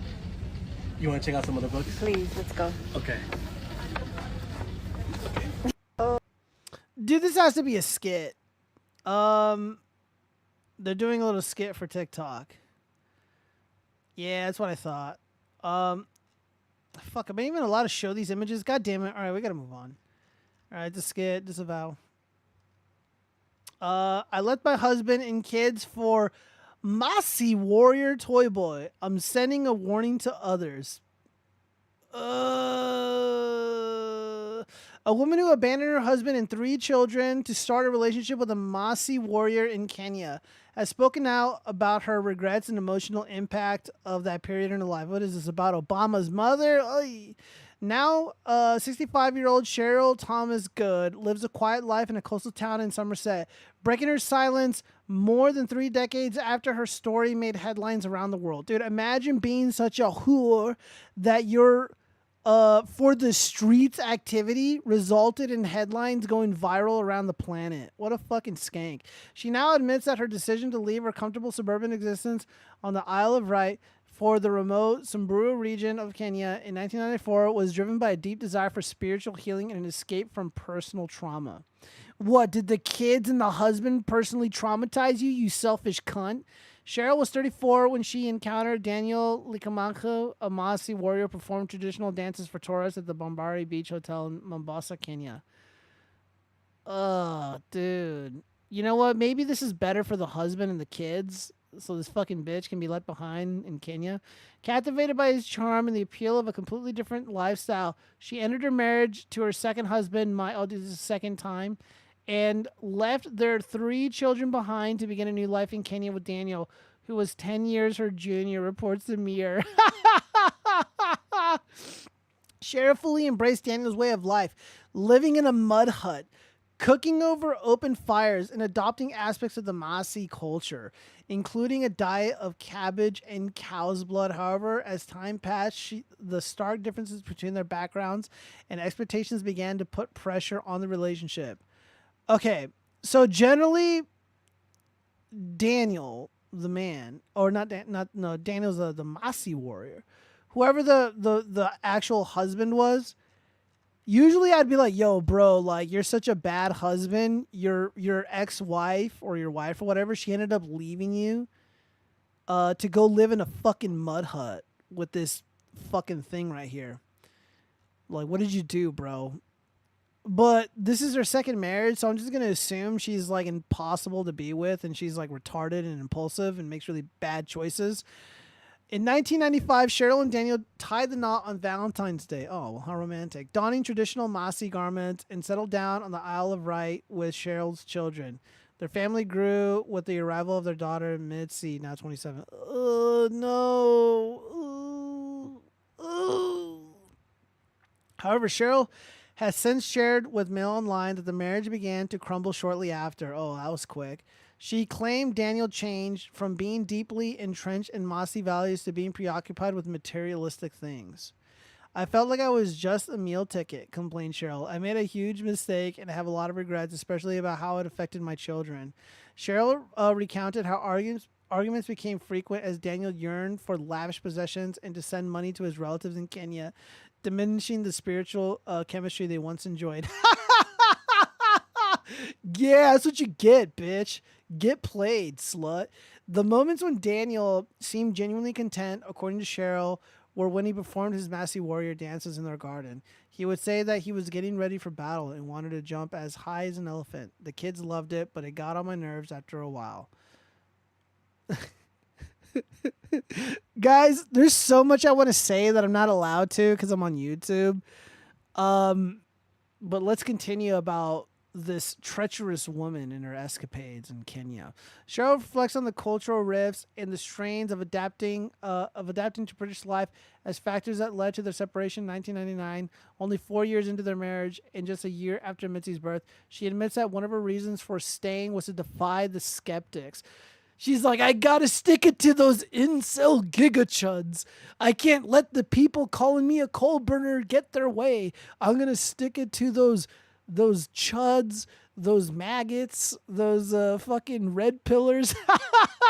And they were right. At the time of their meeting, Cheryl was grappling with childhood trauma and living a troubled marriage. At the suggestion of a friend from her church choir, she embarked on a trip to Kenya seeking tranquility. Okay, so I don't know what it is with these churches that always recommend going to Africa, but they need to be shut down immediately.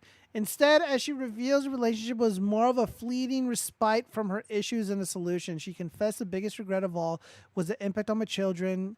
Daniel tried, but he couldn't be the father they needed. They missed out on having a stable male figure. What a fucking bitch. You ripped your kids from the arms of a loving English father into this fucking dancing freak. and you fucked up their lives. You were so traumatized, you were even willing to forego the well-being, the emotional well-being of your children just so you can appease your fucking bullshit midlife crisis nonsense with this fucking stupid-ass warrior and his retarded-ass dancing. Jesus Christ. Oh, man. She confessed the bigger... I read that already. Cheryl has since reconciled with her turbulent history and maintains robust ties with all 4 children. Steve, age 43, Tommy, 41, Chloe, 34, and Mitzi, 27. She regrets Mitzi as the one good thing that sprang from her association with Daniel. Cheryl insists that she has no plans to walk down the aisle again. 3 marriages were enough. She quipped, dubbing them a hat trick of disasters. It seems like you're the walking disaster, sweetheart. The mom urged anyone pursuing a holiday romance to be careful, as you could end up regretting it for the rest of your life. Yeah, who would have thought a proper English lady with some fucking stupid ass dancing warrior guy from Africa would not work out, and you would traumatize your children and confuse them with this fucking freak. Oh man, dude, this is this is why it's so important to like really, really choose your wife or your husband, your partner, very, very fucking carefully, because God forbid they take my fucking children away, and then they start living in some fucking hut and just doing God knows what. Like, oh no, God no, you guys got to be smart. You got to be smart. This is a cautionary tale. This is not. This is more for men than for women. If anything, man, what a dumb bitch. Jesus Christ. I never thought the story would be so annoying. Let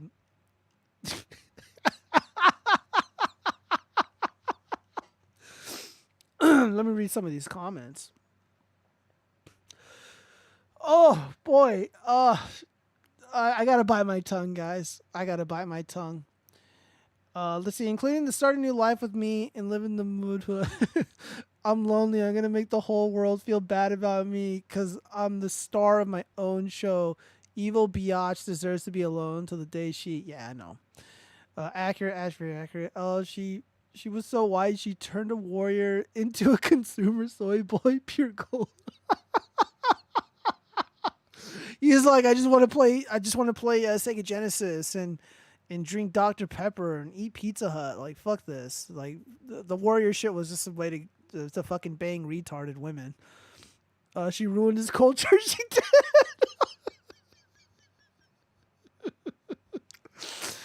Oh man. What's up, man? Welcome back. Jesse. Open it again? All right. Well, give me a minute, guys. I gotta open up the chest.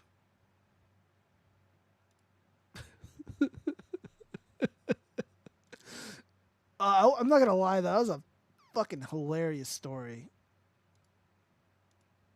Hold on, I gotta refresh this really quick.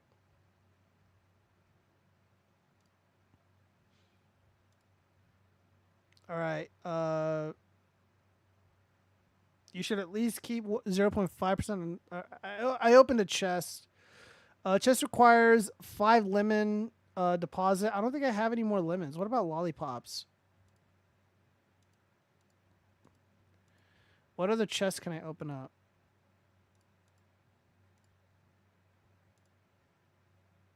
Oh, I can't donate these myself? Okay. You can add up to 10K.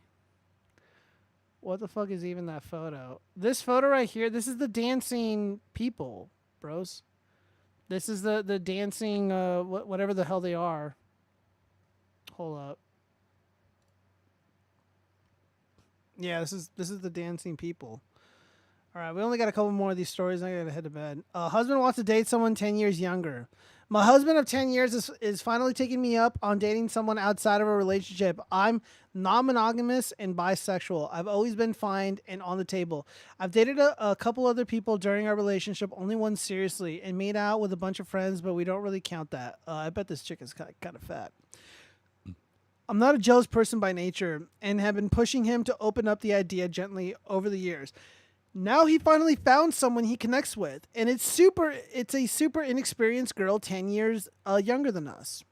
I get that age is just a number or whatever, but it makes me honestly uncomfortable. She's never been in an open or poly relationship, but she wants to try it. My husband is a very intense person, and I have a lot of fears about him becoming intensely wrapped up in the relationship and hurting her. Yeah, no, this just screams of jealousy. Because this chick seems like she's able to like court just about anybody. She can make out with anybody. She can get dates easily. She can be in a serious relationship with another dude while her husband is at home playing, Pokemon or watching anime or something. And now that he found somebody much younger, now all of a sudden it's like, oh, I'm just, he's gonna hurt her. Why would he hurt her? Why would you date a man that's capable of hurting a woman? Like, why would he hurt her? That doesn't make any sense. Yeah, this is just pure jealousy. Yeah, I like this comment. Billy Bedford. She just cared about the other girl's feelings. That's nice. Laughing my fucking ass off. LOL. I like at the end of the writing how she claims to have concerns. Basically, she just wants to keep her side open. Absolute brutality. Yeah, pretty much, man. I mean, I don't know what she expected, but yeah, whatever. I can't play this with sound. She doesn't say anything, but this bitch fucking takes her family and they end up leaving the U.S. Liberal woman records herself leaving America because of Trump. This is another cautionary tale why it's really important to choose your partner carefully, because you can be living it up, having and everything going well, and then one day the wrong person in the mind of your wife or whatever becomes the president, and now she wants to uproot the family and fuck off to some other country. And like that British woman who ruined that dude's culture. She turned him into a soy guy. So I never read that story. I read it with you guys laughing. Dude, legitimately funny.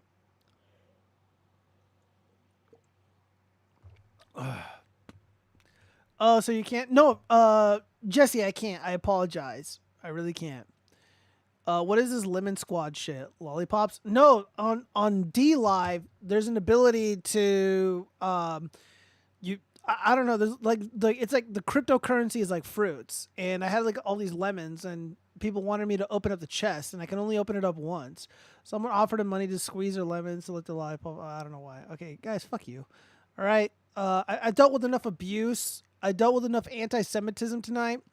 I dealt with a lot of, hateful slurs. I will not be having that, okay? I came back for you guys. How long has this show gone? 3 hours and 30 minutes. God damn, how do I do it? Let me see. Am I missing anything here? Let me see if anybody responded to me. Anything worth saying here? All right. I fully expected to see an engagement pic with him and another man. I guess this is 304 related. Cory Booker ended up proposing, allegedly, to this woman. I mean, she seems nice. But again, as an expert on fake shit, this expression here just comes off as so fake. So I wrote, he's pretending to be straight just in time for the 2028 presidential election. Yeah, kind of like Travis Kelce. Like, dude, Trump won the election. Like, he doesn't have to be in a relationship with Taylor Swift anymore. He doesn't have to pretend to be straight. I don't think Cory Booker, let's go to media here. I don't think he can really do this. He can't be a rainbow guy because there's already another rainbow guy, Pete Buttigieg. So the field is just going to be too saturated with rainbow guys. So there needs to be diversity. So he's the BIPOC guy. Buttigieg is a rainbow guy. Gavin Newsom is the straight guy. J.B. Pritzker's gonna be the fat guy.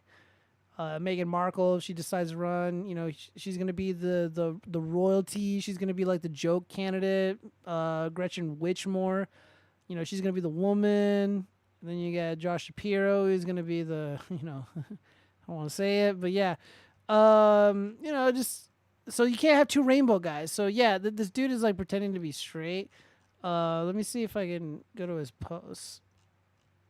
So he posted those photos of him allegedly getting married and or proposing to this wife that no one's ever heard of.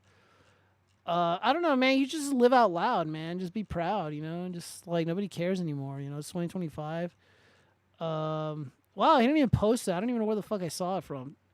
But yeah, there was a bunch of them, and it was just obviously fake.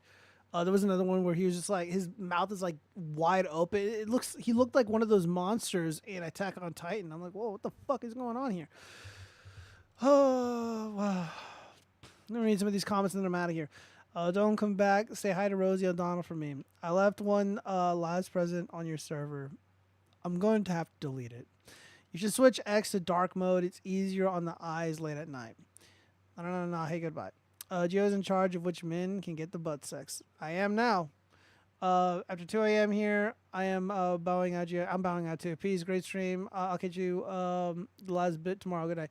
Good night, Pal Rider. Everybody, yeah, man. I don't want to do 4 hours. I did a very, very long show. So, yeah, I had fun. I'm glad that I'm back. We talked about a lot of shit. It got really funny. Got really heavy too. I should probably clip that. Clip that story. That was pretty fucking funny. That was unbelievably hilarious. All right, guys, I gotta go smoke. All right, I am out. Smoke a cigarette, not weed. Don't do drugs, kids. Peace.